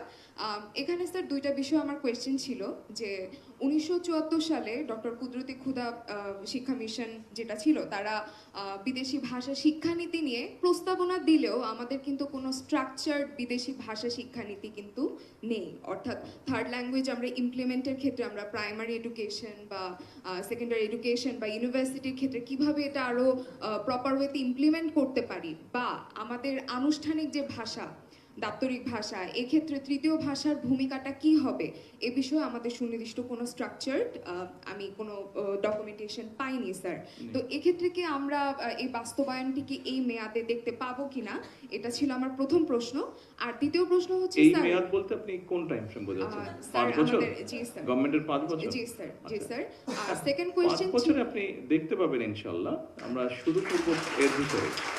জি স্যার। আগামী 6 মাস থেকে 1 বছরের মতন লাগবে আমাদের। 6 মাস থেকে 1 বছরের মতন লাগবে, কারণ ওই যে একটা সমস্যার কথা বললাম যে এত টিচার পাওয়া কিন্তু খুব মুশকিল। স্যার এটা এই একটা, টিচারগুলোকে জি আমাদের স্যার। ট্রেন করতে হবে।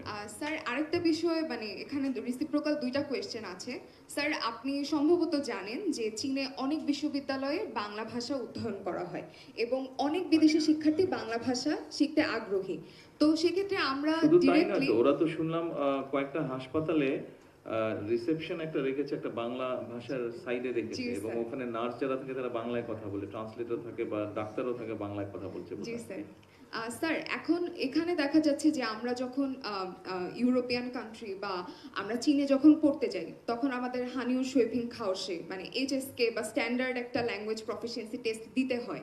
তো সেক্ষেত্রে যখন বিদেশি শিক্ষার্থীরা বাংলাদেশে পড়তে আসবে, তো সেক্ষেত্রে আমরা সরকারি উদ্যোগে বাংলা ভাষা প্রফিসিয়েন্সি টেস্ট রিলেটেড কোনো স্ট্যান্ডার্ড কাঠামো তৈরি করতে পারি কিনা, এটা আমার একটা কোয়েশ্চেন মানে ছিল। ওদেরকে বাংলা শেখানোর জন্য স্যার মানে বাংলা অ্যাসেসমেন্ট, অর্থাৎ তাদের বাংলা লেভেল কি, বা আমরা এক্ষেত্রে কোনো স্ট্রাকচারড কারিকুলাম I'll be তৈরি honest করতে with পারি you, কিনা? আমরা বোধহয় এটা চিন্তা করিনি, তাই জি, না? স্যার। এটা আমরা চিন্তা করি। স্যার এই বিষয়ে এই আর কি বিষয়টা। আপনারা ইন ফিউচার কোনো আপনি সিদ্ধান্ত বললেন, এটা আমরা নেবেন এখন কিনা? কনসিডারেশন নিলাম, বাট আমরা গতকাল পর্যন্ত এটা চিন্তা করিনি। আমরা আহ, বরং আমাদের স্টুডেন্টদেরকে চাচ্ছি, আমাদের ছেলেমেয়েদেরকে চাচ্ছি বিদেশি ভাষা শেখাতে, জি, স্যার। বিদেশিকে বাংলা শেখাতে আমরা চাচ্ছি না। স্যার আমার কাছে মনে হয় এটা খুবই ভালো একটা মানে কালচারাল এক্সচেঞ্জের জায়গা হতে পারে, স্যার। তবে আগে আপনাদেরকে বিভিন্ন ভাষা শিখিয়ে নিই আমরা, স্যার ডেফিনেটলি তারপরে ওদেরটা নিয়ে মাথা ঘামাবো। স্যার আমাদের আমরা রিসোর্স তো কম।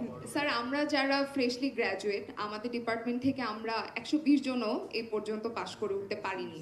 সেক্ষেত্রে মাস এডুকেশনের ক্ষেত্রে যখন আমরা ইমপ্লিমেন্ট করতে যাব, that would be a huge challenge. Yes. তো সেক্ষেত্রে আমরা কিভাবে এই ভাষা মানে যে- আমাদের বাচ্চাদেরকে যখন শেখাতে জি, যাবো, স্যার। আমরা স্যার, এটা সেক্ষেত্রে- ভিডিও ফরম্যাটে নিতে চাচ্ছি। জি স্যার। ভিডিও ফরম্যাটে আমরা নিতে চাচ্ছি, কারণ এত টিচার ফিজিক্যালি আমি দিতে পারবো না, সরকার দিতে পারবো না। সেই জন্য আমরা কিছু মানুষকে শেখাবো এবং ক্লাসরুম বা স্কুল রুমগুলোতে আমরা ভিডিও সেট করবো, সো দ্যাট ঢাকা থেকে বসে বা রাজশাহী থেকে বসে রাজশাহী বিভাগের জেলাগুলোতে এসে টিচ করতে পারে, রংপুরে বসে রংপুর বিভাগের স্কুলগুলোকে টিচ করতে পারে। এইভাবে একজনই সবগুলোকে টিচ করবে না, ভাগ করে দেবো। হয়তো স্যার আপনার ধরেন, সেক্ষেত্রে আমাদের এমপ্লয়মেন্টের সুযোগ আছে কিনা? Of আরেক- course আছে, of course আছে। ধন্যবাদ স্যার। স্যার আপনি very last ম্যান্ডারিন শেখাবেন, question. আপনি ম্যান্ডারিন শেখাবেন, আপনি হয়তো একসাথে 10টা স্কুলের বাচ্চাদেরকে ম্যান্ডারিন শেখাবেন। জি স্যার। Definitely. স্যার এখন এগুলো তো সব এমপ্লয়মেন্ট জেনারেট করবে। এই যে ল্যাঙ্গুয়েজগুলো যখন হবে, এই যে টিচার অ্যাপয়েন্ট হবে, তো টিচার তো আর 100-200 জন হবে না, ফিউ থাউজেন্ড, 100,000 হবে। তো সেখানে তো স্বাভাবিক টিচার কারা হবে? আমরা তো বিদেশ থেকে টিচার এত আনবো না, আমরা তো আপনাদের মধ্যে থেকে টিচার নেবো। আপনাদের মধ্যে থেকেই ম্যান্ডারিন শেখাবে, হয়তো 10,000 টিচার নেবো। আপনাদের মধ্যে থেকে ফ্রেঞ্চ শেখাবে, 10,000 ফ্রেঞ্চ টিচার হবে। আপনাদের মধ্যে থেকেই জার্মানি শেখাবে। জার্মানি কেউ জানেন? ডানকিশা না? স্যার আমার ডানকিশা বলে না? ডানকিশা, ডানকেন। আচ্ছা, ধন্যবাদ। স্যার ভেরি লাস্ট কোয়েশ্চেন, সেটা হচ্ছে আমরা যারা এই ধরনের বিদেশি ভাষা শিখি, আমাদের আসলে আমরা যারা সিভিল সার্ভিসেস বা আমরা সরকারি বিভিন্ন কর্মসংস্থানের ক্ষেত্রে যাই, আমাদের বিষয়ভিত্তিক কোনো কোড আসলে অন্তর্ভুক্ত নেই। তো সেক্ষেত্রে আমাদের কি রোল হয় বেসিক্যালি ডিপ্লোম্যাটিক যে জায়গাগুলো বা পররাষ্ট্রনীতির যে জায়গাগুলো বা এডুকেশনের ক্ষেত্রে, তো সেক্ষেত্রে আমাদের বিষয় কোড অন্তর্ভুক্তকরণ এবং এইসব জায়গায় আমাদের প্রায়োরিটি এমপ্লয়মেন্টের কোনো সুযোগ আছে কিনা?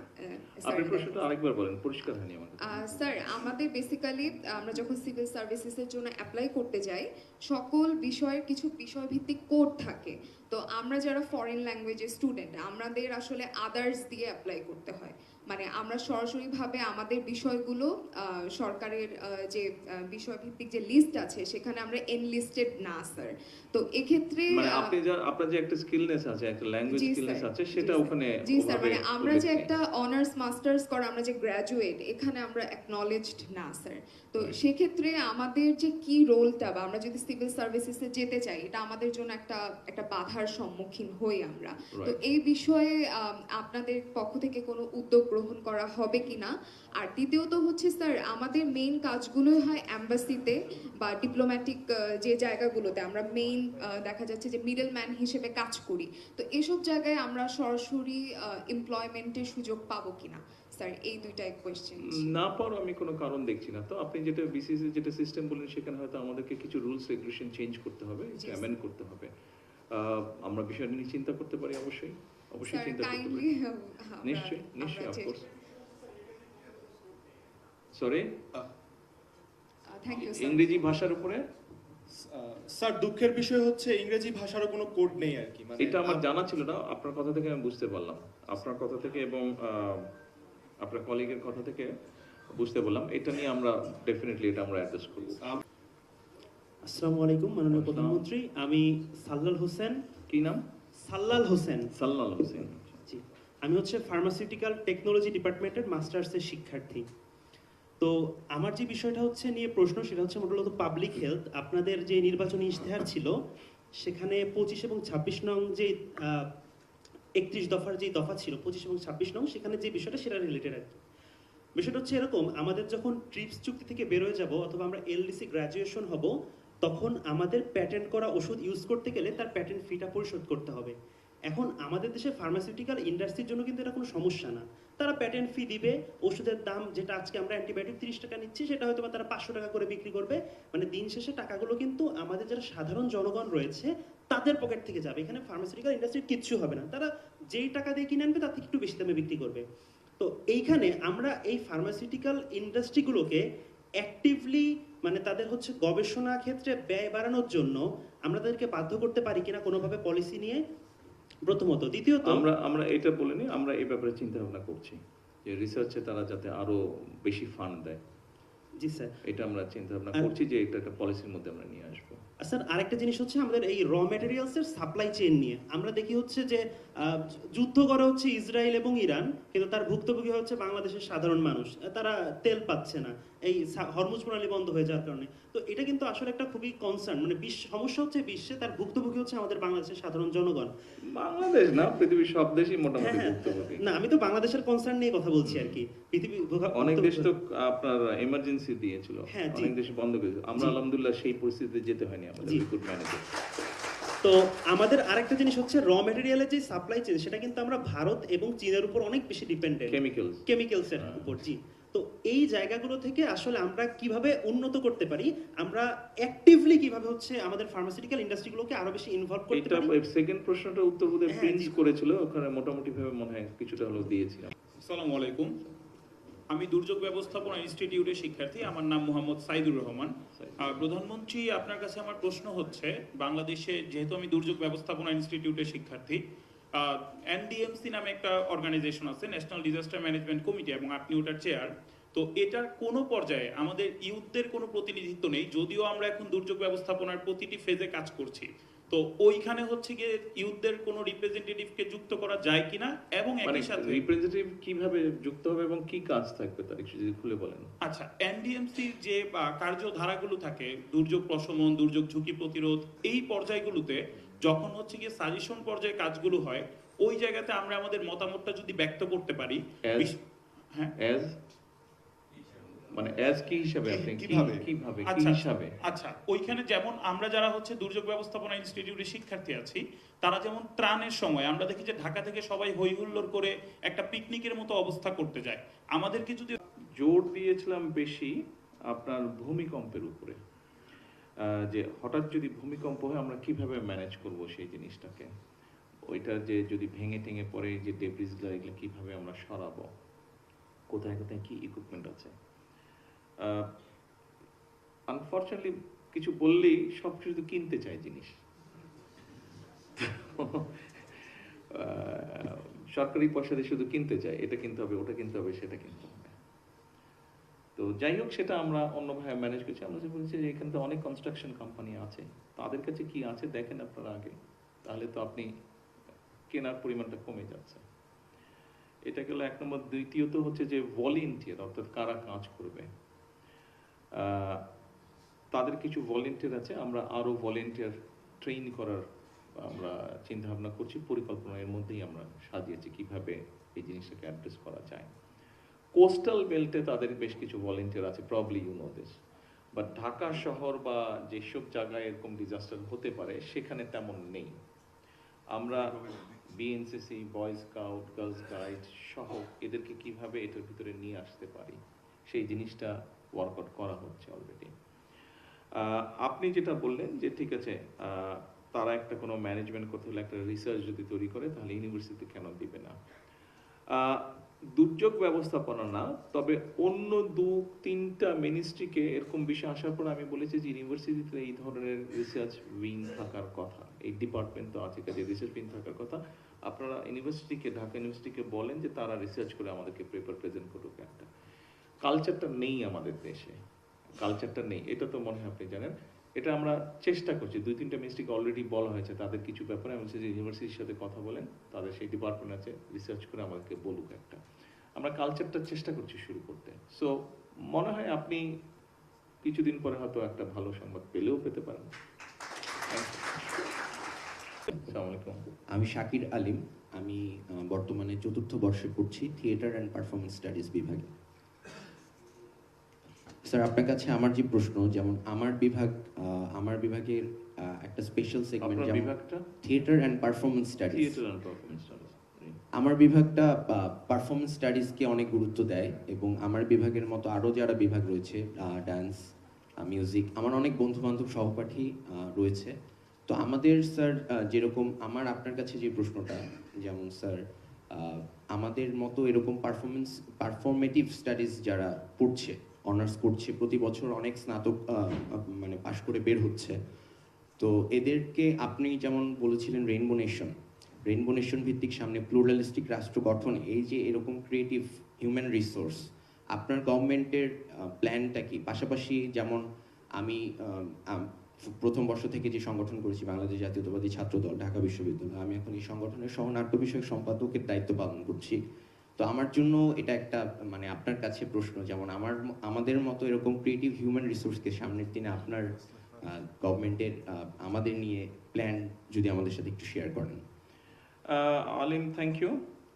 আমার কাছে মনে হয় যে একটা জেনারেশনের ভিতরে, যদি একটা জাতির ভিতরে, জেনারেশন না, একটা জাতির মধ্যে, নেশনের মধ্যে যদি কালচার না থাকে আমরা আগাতে পারবো। আমাদের একটা কালচার থাকতে হবে, এবং আমাদের বাংলাদেশ কিন্তু বহু বছর, হাজার বছরের পুরনো কালচার আছে।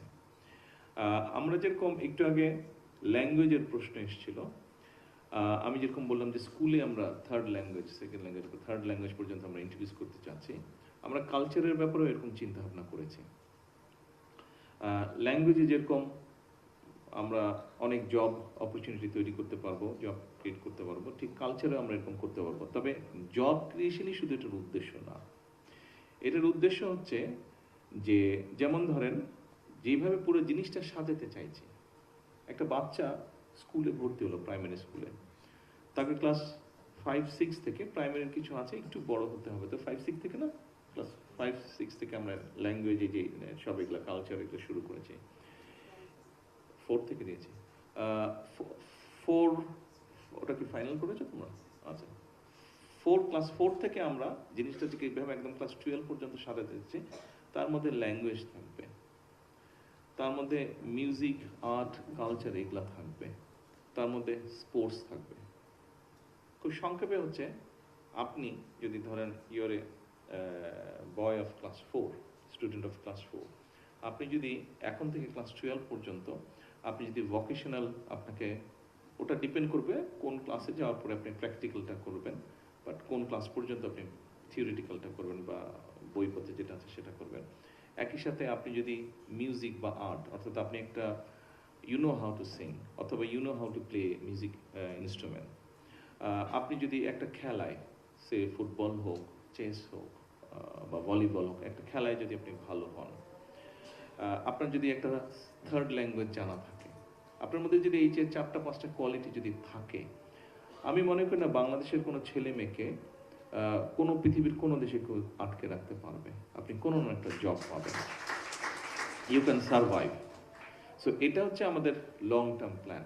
আমরা কাজ শুরু করেছি, পেপার ওয়ার্কগুলো মোটামুটিভাবে আমরা ঠিক করে এনেছি। এখন আগামী 6 মাস 1 বছর 1.5 বছরের মধ্যে ইনশাল্লাহ আমরা আস্তে আস্তে এই কাজটা শুরু করে দিব। সো এইটা হচ্ছে আমাদের মেইন এম। সো আপনার যেই সাবজেক্ট থিয়েটার, আপনার মতন অনেক বাচ্চা আছে স্কুলে পড়ে, তার ফ্যামিলি হয়তো এফোর্ড করতে পারে না, তার হয়তো গান শেখার ইচ্ছা, বাট ফ্যামিলি এফোর্ড করতে পারে না, তাকে রাষ্ট্র শেখাবে, স্টেট তাকে গান শেখার সুযোগ দেবে। একটা বাচ্চার হয়তো আর্ট করার ইচ্ছা, বাট আর্টের ব্যাপার স্যাপার, রং তুলি quite expensive, not all families in Bangladesh can afford that. কাজেই স্টেট চেষ্টা করবে তাকে সেই সুযোগটা তৈরি করার জন্য। একটা ছেলে স্পোর্টসেরটা অলরেডি আমরা শুরু করেছি, দেখেছেন নতুন করে স্পোর্টস শুরু হয়েছে, এটা আমরা স্কুল সিলেবাসে স্পোর্টসও নিয়ে আসবো।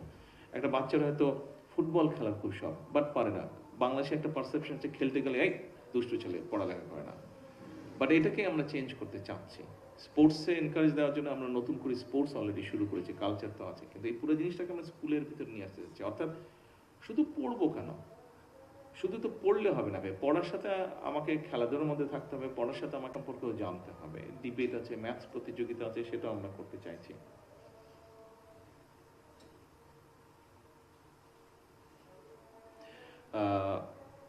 এইভাবে পুরো জিনিসটাকে আমরা সাজাতে চাচ্ছি। সো আমি মনে করি আগামী 10-12 বছর পরে ইনশাল্লাহ আমরা একটা সুফল দেখতে পাবো। আমার নাম কাবেরী আজাদ, আমি মাস্টার্স প্রথম পর্বের sorry, say the name again. Kaberi Azad. Kaberi. জি জি স্যার। জি বলেন। স্যার, আমি অঙ্কন ও চিত্রায়ন বিভাগের একজন মাস্টার্সের শিক্ষার্থী। তো আমার আপনার কাছে, জি আপনি অলরেডি অনেকটা বলেছেন আগের প্রশ্নকর্তার উত্তরে, তো তারপরও আমার যেটা জানার ছিল যে আর্টিস্টদের শিল্প বাজার প্রসারে আপনাদের সামনে কোনো পদক্ষেপ বা কোনো ধরনের স্ট্রাকচার আছে কিনা আপনাদের মাথায়।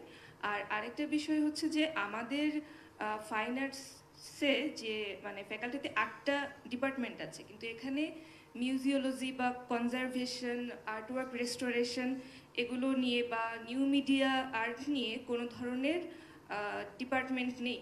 যেখানে ধরেন ইন্ডিয়াতে আমি যেমন আইসিসিআর স্কলারশিপে অ্যাপ্লাই করছি, সেখানে ওদের এরকম সময় উপযোগী যে ডিপার্টমেন্টগুলো এগুলো আছে। এবং আমরা যখন আমাদের জাদুঘরে এক্সপার্টদেরকে যখন লাগছে আমাদের বাইরে থেকে আনতে হচ্ছে, তো আমরা যদি পারতাম যে এই যে বাইরে থেকে তারা শিখে আসছেন একটা স্কলারশিপ নিয়ে, তারপরে এসে তারা মিউজিয়ামগুলোতে কাজ করছেন, এটা নিয়ে একটা বোধহয় কোর্স ছিল আমাদের জাদুঘরে, এখন কোনো একটা কারণে হচ্ছে না, আমি সঠিক বলতে পারবো না। তবে যদি ডিপার্টমেন্টই থাকতো আমাদের ইউনিভার্সিটিগুলোতে, তখন আমরা একটা বেশ বড় সংখ্যায় ট্রেন্ড মানে লোকজন পেতাম যারা এটা নিয়ে কাজ করতে পারেন। তো এটা নিয়ে কোনো কিছু আপনারা পারবেন কিনা? ডিপার্টমেন্ট, এটা বোধহয় ভিসি সাহেব ভালো বলতে পারবেন, মানে ডিপার্টমেন্ট আরো ওপেন হবে কিনা এটা তো আমি ঠিক সঠিকভাবে বলতে পারবো না, এটা ভিসি সাহেব বলতে পারবেন। ডিপার্টমেন্ট আর্কিওলজি আমি মনে করি যে দেখুন কাবেরীর প্রশ্নের উত্তর বলতে কি আমি একটু ভিন্নভাবে উত্তরটা দিব। এই যে আপনারা অনেক কিছু যে চাইছেন, মনে করছেন হওয়া উচিত দেশে, এই সকল কিছু যদি আমাদেরকে আস্তে আস্তে ধীরে ধীরে তৈরি করতে হয়, আমাদেরকে দেশে কিন্তু একটি স্থিতিশীল পরিবেশ লাগবে। আমরা যদি দেশের রাজনৈতিক পরিস্থিতি স্থিতিশীল না রাখতে পারি, তাহলে কিন্তু আমরা কোনো কিছুই তৈরি করতে পারবো। এর মধ্যে একটা উদ্যোগ নিয়েছে অলরেডি, একটার কাজ শুরু করেছেন শিক্ষামন্ত্রী, অন্যটা বোধহয় একটা সময় কালচারাল মিনিস্ট্রি আন্ডারে, তা অলরেডি মিনিস্টার এবং সেক্রেটারিকে আমি বসেছি, ওনারাও কাজ শুরু করবে। সেটা হচ্ছে যে আমরা স্কুলের বাচ্চাদেরকে, এর মধ্যে আপনার সংসদে আমি জানি না কয়জনের দেখা শুরু হয়েছে, লাস্ট যে সেশন হলো, ফার্স্ট সেশন হলো, আমি এডুকেশন মিনিস্টারকে বলেছিলাম ওনারা অলরেডি কাজ শুরু করছে, স্কুলের বাচ্চাদেরকে আমরা সংসদে নিয়ে যাচ্ছি, তারা দেখবে। এটা আমি এই জন্য বলছি, আমার একটা অভিজ্ঞতা ছিল ব্রিটিশ পার্লামেন্টে দেখার, ওদের ওখানে গাইডেড ট্যুর সিস্টেম আছে, আপনি টিকিট কেটে যেতে পারেন, পুরো পার্লামেন্ট দেখাবে, ওটার ইতিহাস বলবে, ঐতিহ্য বলবে, সবকিছু বলবে আপনাকে। ব্যাপারটা আমার কাছে খুব ভালো লেগেছিল, এবং যেদিন আমি দেখেছিলাম সেদিনই আমি চিন্তা করেছিলাম যে আমার যদি ইনশাল্লাহ কোনোদিন সুযোগ হয়, তাহলে আমি এই ব্যবস্থাটা আমার দেশের বাচ্চাদের জন্য করার চেষ্টা করব। সো আলহামদুলিল্লাহ, আল্লাহর রহমতে I could start it, I could do it. আমি বাচ্চাদেরকে আমি বলেছি, এখন শুধু ঢাকার স্কুলের বাচ্চারা আসছে, ইনশাল্লাহ আস্তে আস্তে অন্য দেশে ডিস্ট্রিক্টের বাচ্চাদেরকে আমরা ধীরে ধীরে আনবো, তারা পার্লামেন্ট দেখবে, সেশন দেখবে, পার্লামেন্ট বিল্ডিং এর একটা হিস্ট্রি আছে, এটা লিগেসি আছে, কিভাবে কি হলো, এই সবগুলো তারা জানবে। একই সাথে মিউজিয়ামের ব্যাপারটাও করেছে। যে বাচ্চাদেরকে মিউজিয়ামে নিতে হবে, যতটুকুই যা আছে।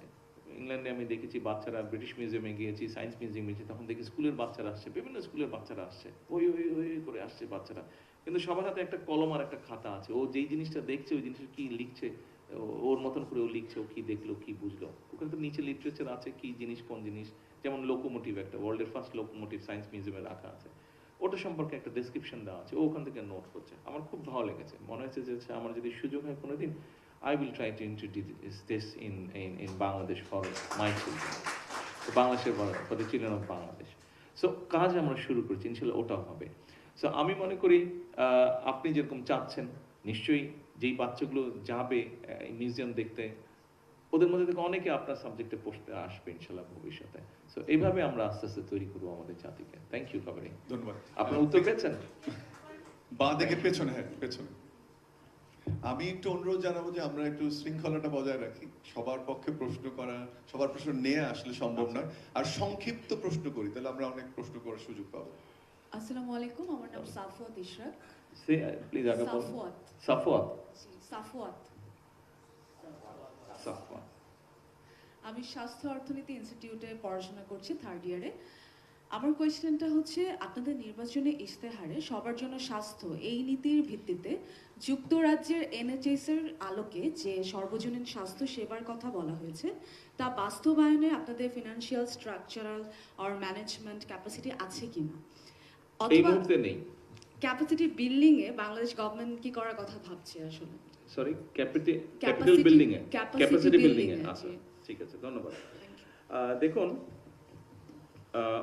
পাশেই তো Dhaka medical college, Dhaka medical. Dhaka মেডিকেলে খুব সম্ভব সরকারি হিসাবে এটার এটা 1000 খানেকের মতন প্রতিদিন, না 2600 প্রতিদিন, 2600 বেড। আচ্ছা 2600 বেড আছে। কতদিন প্রতিদিন কতজন হ্যান্ডেল করতে পারে ওটা ক্যাপাসিটি? 5000 হয়ে যায়। না না, সেটা তো তারা ম্যানেজ করার চেষ্টা করে, বাট অফিশিয়ালি ক্যাপাসিটি কি 2600? অফিশিয়াল ক্যাপাসিটি কিন্তু 2600। ও ঢাকা মেডিকেলে কাজ করতো, ডক্টর আমান, ও বললো কিন্তু 4-5 হাজার হয়ে যায়। তার মানে 2600 ক্যাপাসিটি, তার ডবল কিন্তু প্রতিদিন আসছে, তার ডবল প্রতিদিন আসছে। আপনি এনি হসপিটালে, বাংলাদেশে এনি হসপিটালগুলোতে আপনি যান, বিশেষ করে সরকারি হসপিটালে, যা ক্যাপাসিটি সরকারের, তাতে কিন্তু ডবল ট্রিপল মানুষ আসছে।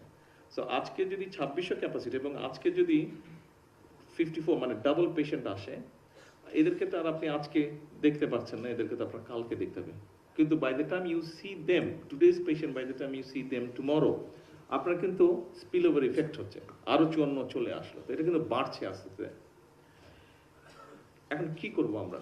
বঙ্গোপসাগরে তো আর ফেলে দিতে পারবো না মানুষগুলোকে, দেশে দিত মানুষ। সেজন্য আমরা যেটা চিন্তা করেছি, যেটার কাজ আমরা শুরু করেছি, সেটা হচ্ছে যে আমরা 1 লক্ষ হেলথ কেয়ার অ্যাপয়েন্ট করব। আপনি যেহেতু যে সাবজেক্টে পড়েন, নিশ্চয়ই আপনার ধারণা আছে, ইউরোপে কিন্তু এখন প্রিভেনশনের উপরে জোর দিচ্ছে। NHS এর কথা বলছেন, প্রিভেনশনের উপরে জোর দিচ্ছে। ওরা হিসাব নিকাশ করে দেখেছে যে একটা মানুষ যদি অসুস্থ হয়ে আসে, ওকে ডাক্তার দেওয়া, ওকে ওষুধ দেওয়া, ওর জন্য বেড রেখা, হসপিটালে সবকিছু যেই খরচ হয়, একটা লোককে যদি, মানুষকে যদি তৈরি করা হয় যে বাসে বাসে গিয়ে মানুষকে অ্যাওয়্যার করবে যে প্রিভেনশনের ব্যাপারে, সেটার খরচ কম অনেক। আমরা এখন সেদিকে যাওয়ার চেষ্টা করছি।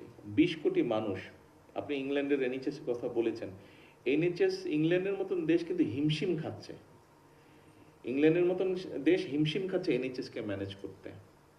এই যে ব্রেক্সিট হলো, অন্যতম একটা বিষয় ছিল, কিন্তু সাদারা খুব খেপে গেছে যে অন্যান্য দেশের লোক আসে, আমাদের কিউ বড় হয়ে যাচ্ছে, আমরা ঠিক মতো জিপিতে গিয়ে আমরা ডাক্তার দেখাতে অনেক সময় লাগছে, হিমশিম খাচ্ছে তারা। ওদের দেশেও নার্সরা স্ট্রাইক করছে, বেতন বাড়াতে হবে, ডাক্তাররা স্ট্রাইক করছে, বেতন বাড়াতে হবে। এখন কি করবেন? বেস্ট আছে, আমি আসছি। তো এখন আমাদের তাহলে কি করতে পারি আমরা? 20 কোটি মানুষ, আপনি সব মানুষকে যদি হেলথ ফ্যাসিলিটি দিতে চান, হেলথ কেয়ার করতে expensive. So what to do? আচ্ছা ঠিক আছে, আপনি যদি সুস্থ থাকেন, আপনি যদি অসুস্থই না হন, তাহলে আপনার ওষুধ কিনতে হচ্ছে না। কারণ হিসাব করে আপনি দেখেন, আমরা পোলাও, বিরিয়ানি, কোরমা খেয়ে আমাদের যেই অসুখ বিসুখ হচ্ছে, তখন আমরা ডাক্তার দেখাতে গিয়ে অনেক বেশি খরচ হচ্ছে আমাদের। কিন্তু আপনি পোলাও কোরমা বিরিয়ানি যদি না খেয়ে স্বাভাবিক খাবার খান, হেলদি খাবার খেয়ে খাচ্ছেন,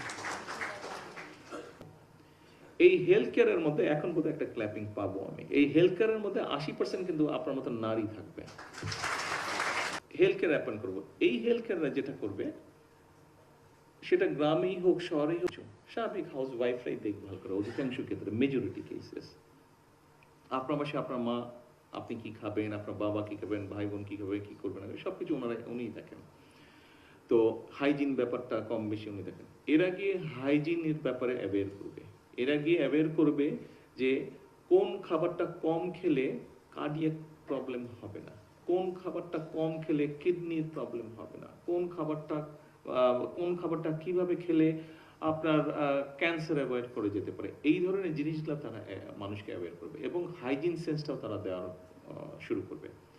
আরেকটি বিষয়, এই বিষয়টি আমাদেরকে অ্যাড্রেস করতে হবে, যেটা আমরা অ্যাড্রেস করতে চাই। দেখুন, আমাদের এরিয়া মাত্র 55,126 বর্গ মাইল। পৃথিবীর 8th population wise we are the 8th largest country. এত বিপুল সংখ্যক পপুলেশনের জন্য রিসোর্স ম্যানেজ করা কিন্তু ভেরি ডিফিকাল্ট। আপনি কত রিসোর্স ম্যানেজ করবেন, কত কি আপনি তৈরি করবেন, এত চাকরি আপনি কিভাবে দিবেন, এত হেলথ ফ্যাসিলিটি আপনি কিভাবে দেবেন, এত এডুকেশন আপনি কিভাবে দিবেন, যে কোনো জিনিস আপনি চিন্তা করুন, কারণ বাড়ছে তো শুধু বেড়েই যাচ্ছে, কিন্তু আপনার তো রিসোর্সের একটা লিমিটেশন আছে। সেই জন্য আরেকটা বিষয় আমরা তাদেরকে। আসসালামু আলাইকুম, আমি আলভি আহমেদ সরকার, গণিত বিভাগ থেকে। সরকার? ও, ইলেক্টেড না আনইলেক্টেড? Unelected sir. সো আমি গণিত বিভাগ থেকে বলতেছিলাম, মাস্টার্সের থিসিস শিক্ষার্থী। কোন ডিপার্টমেন্ট? গণিত বিভাগ। ডেঞ্জারাস ব্যাপার, আমি খুব ভয় পেতাম বলা বলে, সিরিয়াসলি। স্যার, আমরা গণিত বিভাগে যখন এপিডেমিওলজিক্যাল যে রিসার্চ করি, আমরা এপিডেমিওলজিক্যাল যে রিসার্চগুলো করি, ওখানে আমরা ম্যাথমেটিক্যাল মডেল যখন ডেভেলপ করি, তখন আমাদের যে জিনিসটা ফার্স্টে দরকার হয় সেটা হলো গিয়ে অ্যাভেলেবল ডাটা এবং ক্লিন ডাটা। তো আমরা কখনোই আসলে পাবলিক হেলথে বাংলাদেশের যে ডেটাগুলো আছে, এই ডেটাগুলো সহজে অ্যাক্সেস করতে পারি না, যার ফলশ্রুতিতে আমাদের ডেটা পাওয়াটা খুব কঠিন হয়ে যায়। এর জন্য রিসার্চগুলো আমরা আমাদের দেশের জন্য ইউজ করতে পারি না। আর আরেকটা ব্যাপার আমি বলতে চাচ্ছিলাম, হামের যখন প্রাদুর্ভাব শুরু হয়, আমরা একদম ইনিশিয়াল বেসিসে আমাদের ল্যাব থেকে হামের উপর আমরা রিসার্চটা শুরু করি। এই এপিডেমিওলজিতে আমরা একটা ড্যাশবোর্ডও আলহামদুলিল্লাহ ডেভেলপ করেছি। আমরা চাচ্ছি এটা যাতে আমাদের ইউনিভার্সিটির পক্ষ থেকে লঞ্চ করা হয়। সো স্যার, আমরা যেটা জানতে চাই সেটা হলো যে আমাদের পক্ষে ডাটা অ্যাক্সেস, পাবলিক হেলথের ডাটা অ্যাক্সেসটা যাতে একটা স্ট্রাকচারাল প্রসেসের মধ্যে দিয়ে ইজি হয় এই ল্যাবগুলোর জন্য। Sir, thank you. আপনার প্রশ্নের একদম একিউরেট আনসার আমি করতে পারবো না, আমি ওভারঅল আপনাকে একটা আনসার দিতে পারবো। আপনার প্রশ্নের মোটামুটি প্রিসাইজ আনসার রেহান দিবে। তার আগে আমি একটু বলি, রেহান এদিক চলে আসি। তার আগে যেটা হচ্ছে যে আপনি যেটা বললেন, আনফর্চুনেটলি আমরা অনেক বছর বাংলাদেশে এই ডাটার উপরে, যেমন ইউনিভার্সিটিতে টিচার অ্যাপয়েন্টের ক্ষেত্রে পলিটিক্যালি জিনিসটাকে যাচ করা হয়েছে, এই ডাটার ক্ষেত্রে এরকম ম্যানিপুলেশন হয়েছে। এটা শুধু আপনার হেলথের ব্যাপারে না, ইকোনমি বলেন, হেলথ বলেন, এডুকেশন, সব ক্ষেত্রে যেভাবেই হোক বেশি দেখানো হয়েছে। এই যে এলডিসিতে আমরা যাতে গ্র্যাজুয়েট করি, সেখানেও মিথ্যে ডাটা দেওয়া হয়েছে। এটা probably you know this. So এটা আমাদের জন্য একটা বড় ডেঞ্জারাস ব্যাপার হয়ে দাঁড়িয়েছে। আমরা যে এখন কোনো বিষয়ে যে সিদ্ধান্ত গ্রহণ করব, আমরা যে ডাটার উপরে বেস করে সিদ্ধান্ত গ্রহণ করব, সেটা সম্ভব হচ্ছে না, বিকজ ডাটা আমরা জানি ওলট পালট। বলা হচ্ছে বাংলাদেশে প্রভার্টি লোকের সংখ্যা 13% বোধ হয়, খুব সম্ভব, কত, কিন্তু সত্য যতটুকু আমি জানি, it is not 13, it is about 25-6-7% মতন এটা প্রবাবলি। তো এখানে আমাদেরকে আসলে টু বি অনেস্ট, আমাদেরকে অনেস্ট হতে হবে। যেই ইনস্টিটিউশনগুলো কাজ করে তাদেরকে আসলে তাদের মতন করে কাজ করতে দিতে হবে। তাদের মতন করে কাজ করতে দিলে তখন আপনি সঠিক ডাটাগুলো আস্তে আস্তে পাবেন। আর ফরেন যেগুলো ইনস্টিটিউশন বলেন, যতটুকু আমি জানি, ওরাও ক্ষেত্র বিশেষে এদের উপরে ডিপেন্ডেন্ট থাকে, ফলে ওদের ডাটা অনেক সময় ভুল হয়ে যাচ্ছে। সো এই একটা সমস্যা আছে। গভর্নমেন্টের অবস্থান থেকে আমরা যেটা চাচ্ছি, আমি যেটা ব্যক্তিগত পাচ্ছি, যে যার এটা কাজ করার দায়িত্ব আছে, সে যাতে ইন্ডিপেন্ডেন্টলি সঠিকভাবে কাজ করতে পারে, সেই স্বাধীনতা এনশিওর করা, সেটাই আমরা চাচ্ছি। এখন রেহান, আপনি এখানে রিসার্চ করলাম না, এটা আপনি যে প্রশ্নটা করলেন, এটা দুইটা ভাগ, mainly having a database and having access to the database. So আমাদের দেশে একটা বিশাল প্রবলেম, আপনার যেটা প্রধানমন্ত্রী বললেন, যে আমাদের অনেক ডেটা আছে, but there is lot of not clean data. অথবা ডুপ্লিকেটিভ ডেটা। কারণ আপনি যখন রিসার্চ করবেন, রিসার্চের মোস্ট ইম্পর্টেন্ট পয়েন্ট হলো যে আপনার র ডেটাটা ক্লিন কিনা। র ডেটাটা ক্লিন হলে দেন আমরা কি করে অ্যাক্সেস করতে পারি সেই ডেটাটা। সো আমরা আপনার আইসিটি মিনিস্ট্রির আন্ডারে অলরেডি উই স্টার্টেড প্রজেক্ট আপনার to build digital public information and data bank. বাংলাদেশে কিন্তু এখন পর্যন্ত আপনার ডিজিটাল পাবলিক ইন্টারফেস এবং ডেটা ব্যাংক এখনো তৈরি হয় নাই। সো গত 2.5 মাসে আমরা উই লুকড ইনটু ওয়ার্ল্ডের ডিফারেন্ট মডেল, যে Singapore has a very good government lead data bank যেটা তারা প্রাইভেট সেক্টর এবং একাডেমিতে ইউজ করে। এরকম ইউরোপে probably the best data bank ওয়ার্ল্ডে আসলে এস্তোনিয়ার কাছে। They have a open access data policy যে গভর্নমেন্টের যে কোনো ডেটা রিসার্চ এবং একাডেমিতে ইউজ করে। প্রাইমারি ফোকাস আপনার 3টা জিনিস। এক হলো যে one citizen, one digital ID, one digital wallet. বাংলাদেশের প্রত্যেকটা মানুষের ডিজিটাল আইডি থাকবে এবং ডিজিটাল ওয়ালেট থাকবে। সেকেন্ড হলো যত ডেটা, যত মিনিস্ট্রি, আপনার হেলথ মিনিস্ট্রি বলেন, এলজিডি মিনিস্ট্রি বলেন, আমাদের বার্থ সার্টিফিকেটে দেয়ার আর প্রবলেমস এবং বহু ডেটা আছে। এই ডেটাগুলোকে ক্লিন করে একটা ডেটাবেজে নিয়ে আসা এবং সেটাকে স্ট্রাকচার্ড ওয়েতে আপনাদেরকে একাডেমিয়া অ্যান্ড এন্টারপ্রেনারদেরকে অ্যাক্সেস দেওয়া। আমাদের ধরেন এনআইডি ডেটা, এন্টারপ্রেনাররা বিভিন্ন সার্ভিস তৈরি করতে চায়, তারা এনআইডির অ্যাক্সেস পায় না। সো আমরা not only we want to build this database, we want to open it up যে আপনারা স্টুডেন্টরা এবং এন্টারপ্রেনাররা যেন কাজ করতে পারেন। সো আমরা অলরেডি কাজ শুরু করছি, ইনশাআল্লাহ আগামী 12 মাসের মধ্যে আমরা একটা ন্যাশনাল ডেটা ব্যাংক তৈরি করতে পারবো যেটাতে আপনাদের ফুল অ্যাক্সেস দেওয়া থাকবে। সরকার কি বুঝলেন, আমাদের সরকার কেমন করছে? আমি একটু একেবারে কর্নার কথা শুনে আমি আসলে খুবই হইলাম যে আশ্বস্ত হলাম এক্স্যাক্টলি। আর আরেকটা জিনিস ইমার্জেন্সি বেসিসে যেটা আমি আসলে চেয়েছি সেটা হলো যে গ্র্যানুলার ডাটা আমরা আসলে পাই না, সেটা যদি টাইম চলে যায়, সে মনে করেন হামের মহামারী চলতেছে, এখন যদি আমি গ্র্যানুলার ডাটাগুলো না পাই তাহলে রিসার্চগুলো পাবলিকেশন করা যায় না। সো আমি চাচ্ছিলাম এটা যাতে ইমিডিয়েট বেসিসে অ্যাক্সেসটা দেওয়া যায়, এখানে টাকা লাগে না, কোনো কিছু লাগে না, so it is accessible. Possible Rehan? এটা আইসিটি অ্যাডভাইজার দেখবেন নিশ্চয়ই। Thank you so much. একদম ডান দিকে, একদম আচ্ছা, ডান দিকে। এই যে কালো টি-শার্ট পরা আর শার্ট পরা, হ্যাঁ ওকে। আসসালামু আলাইকুম, আমি তাসকিন, এমএস করছি জিওলজি ডিপার্টমেন্টে। স্যার, আমাদের বাংলাদেশের এত জনসংখ্যার কারণে আমাদের তো রিসোর্স কম। আমার যেটা প্রশ্ন সেটা হচ্ছে আমরা রিসোর্সটাকে ঠিক রিসোর্স আমাদের আছে, আমাদেরকে প্রপার ম্যানেজ করতে হবে। এক্স্যাক্টলি স্যার, আমরা রিসোর্সটা ম্যানেজ করতে পারছি না। আমাদের যেহেতু রিসার্চের ফান্ড কম, আমার যেটা থিসিসের টপিক ছিল ওইটা নিয়ে ইউনেস্কো একটা ফান্ডিং দিচ্ছিল। তো আমাদের মতো যারা পোর কান্ট্রি বা উন্নয়নশীল দেশ সব দেশ থেকে 5 থেকে 10 জন করে নিচ্ছিল। 5 থেকে 10 জন করে নেওয়ার ফলে স্যার আমাদের যে সার্কুলারটা দিয়েছে ইউনেস্কো, আমি আপনার ওইখানে সবকিছু লিগ্যাল ডকুমেন্ট সাবমিট করেছি স্যার। ওরা সাবমিট করেছিল হচ্ছে 7 তারিখে, 7 এপ্রিল, আর ওটা ডেডলাইন ছিল হচ্ছে 27 এপ্রিল। তো এই 20 দিনের মধ্যে আমাদেরকে এটা সার্কুলেট করতে হতো বা সাবমিট করতে হতো। অথচ আমাদের মন্ত্রণালয় থেকে এবং ওদের ওয়েবসাইটে এটা পাবলিশ করা হয়েছে স্যার 7 মে। আমি যদি ভুল করে থাকি 6 মে খুব সম্ভবত, মানে ডেডলাইন শেষ হওয়ার 10 দিন পরে শুধু এটা পাবলিশই করা হয়েছে। আমরা এটা কেউ অ্যাপ্লাই করতে পারি না। সাবরিনা মুনির জি স্যার চিঠি, এটা 7/4 করেছে। জি স্যার, 7/4 উনি স্যার এটা সিগনেচার করেছে, বাট ওদের আর্কাইভে এটা প্রকাশ করা হয়েছে 7 মে স্যার। আমি ওখানে আপনাকে দিয়ে দিয়েছি। আর এটা হচ্ছে ডেডলাইন শেষ হওয়ার 10 দিন পরে। এটার কারণে স্যার আমরা কেউই এটা অ্যাপ্লাই করতে পারিনি। আমরা খুব আশাবাদী। এখন কি করার উপায় আছে স্যার? ওদের সময় শেষ ইউনেস্কো, শুধু মানে ওনাদের আমি কি বলবো নেগলেন্সি অথবা অবহেলার কারণে আমরা এটাতে কেউ অ্যাপ্লাই করতে পারছি না। আমাদের মতো আমরা যারা 4-5 জন ছিলাম এটাতে অ্যাপ্লাই করব স্যার। আমাদের থিসিস অর্ধেক যাওয়ার পরে ফান্ডিং এর অভাবে এখন আমাদের স্যাররা বলছে আমরা তো টাকা পাই না। কাজ করেন না, আপনার ইউনেস্কোকে লিখেন চিঠিটা, ইমেল ক্লারিক্যাল এররের জন্য একটু ডিলে হয়ে গেছে, আপনাদেরকে যাতে আরেকটা সুযোগ দেওয়া হয়, আপনি সরাসরি আমার সাথে যোগাযোগ করার চেষ্টা করেন। ভিসি সাহেবকে বললে উনি সাথে সাথে আপনাকে আমার সাথে কানেক্ট করবেন। ওকে স্যার, ঠিক আছে স্যার। আমরা আজকে স্যার ইমেল করেছি, আমরা ইউনেস্কোতে মেইল করেছি, ওনারা দেখে আমাকে জানান। আমাকে জিজ্ঞেস why not তাসকিন, আপনি মাহাদি আমিনের সাথে এদিকে আসেন, আপনার কাগজগুলো মাহাদি এটা ধরুন, মাহাদি আমিনের সাথে কথা বলেন, ঠিক আছে? হি উইল হেল্প ইউ ইনশাআল্লাহ, ঠিক আছে? একদম কান্ট্রি ডিরেক্টরের সাথে কথা বলবে, আপনার হয়েও কথা বলবে কান্ট্রি ডিরেক্টরের সাথে। ওকে প্লিজ একদম সংক্ষেপে। আসসালামু আলাইকুম স্যার, আমি তাহমিনা আক্তার ঋতু, অ্যাকাউন্টিং সেশন। কোন ডিপার্টমেন্ট, নামটা কি? Accounting department, Tahmina Akter. ও ডেঞ্জারাস স্যার বর্তমানে হচ্ছে ইন্টারনাল তাহমিনা আক্তার। বর্তমানে ইন্টারনাল অডিট ও আইটি অডিট সরকারি ও বেসরকারি উভয় ক্ষেত্রে হচ্ছে স্বচ্ছতা নিশ্চিতকরণে গুরুত্বপূর্ণ ভূমিকা পালন করছে। এখন স্যার আমার প্রশ্নটি হলো, তরুণদের জন্য দক্ষতা সম্পন্ন কর্মক্ষেত্র তৈরির জন্য এই যে ইন্টারনাল অডিট ও আইটি অডিট এই বিষয়গুলোকে আরো গুরুত্ব দিয়ে শিক্ষা কার্যক্রমে কি অন্তর্ভুক্ত করা যায়? এক্ষেত্রে কি সরকারের কোনো পরিকল্পনা রয়েছে? এটা আমরা যেটা বলেছি যে আমরা আপনাদের ডিপার্টমেন্টে এই ধরনের ফার্ম যারা আছে তাদের সাথে আমরা আপনাদের অ্যাপ্রেন্টিসশিপ যে এই সিস্টেমটা আছে এটা আমরা ইন্ট্রোডিউস করতে চাচ্ছি।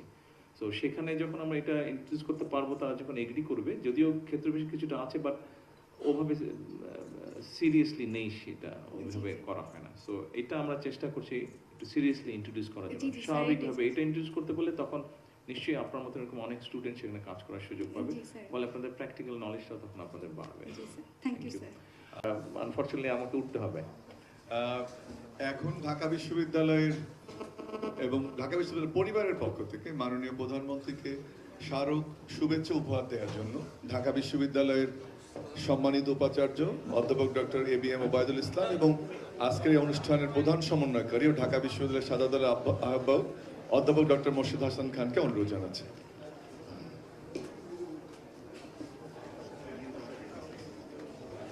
আমি আপনারা যারা শিক্ষার্থীরা অবস্থান করছেন অনুগ্রহপূর্বক আপনাদের আসনে বসে থাকবেন। আমাদের লাঞ্চের ব্যবস্থা আছে এবং শৃঙ্খলাটিও গুরুত্বপূর্ণ, কেউ আসন ত্যাগ করবেন না।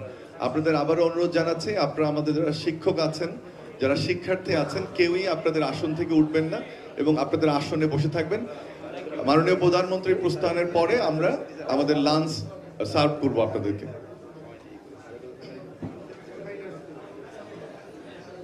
আমি এ পর্যায়ে ধন্যবাদ জ্ঞাপনের জন্য আজকের এই অনুষ্ঠানের সম্মানিত প্রধান সমন্বয়কারী এবং ঢাকা বিশ্ববিদ্যালয়ের সাদা দলের আহ্বায়ক অধ্যাপক ডক্টর মোর্শেদ হাসান খানকে অনুরোধ জানাচ্ছি। তার আগে আমি আবারও অনুরোধ জানাচ্ছি শিক্ষার্থী যারা আপনারা আছেন, শিক্ষক যারা আছেন, আসন ত্যাগ না করার জন্য। আমরা এটি খুবই অনাকাঙ্ক্ষিত হচ্ছে যে আমরা সামনে চলে আসছি।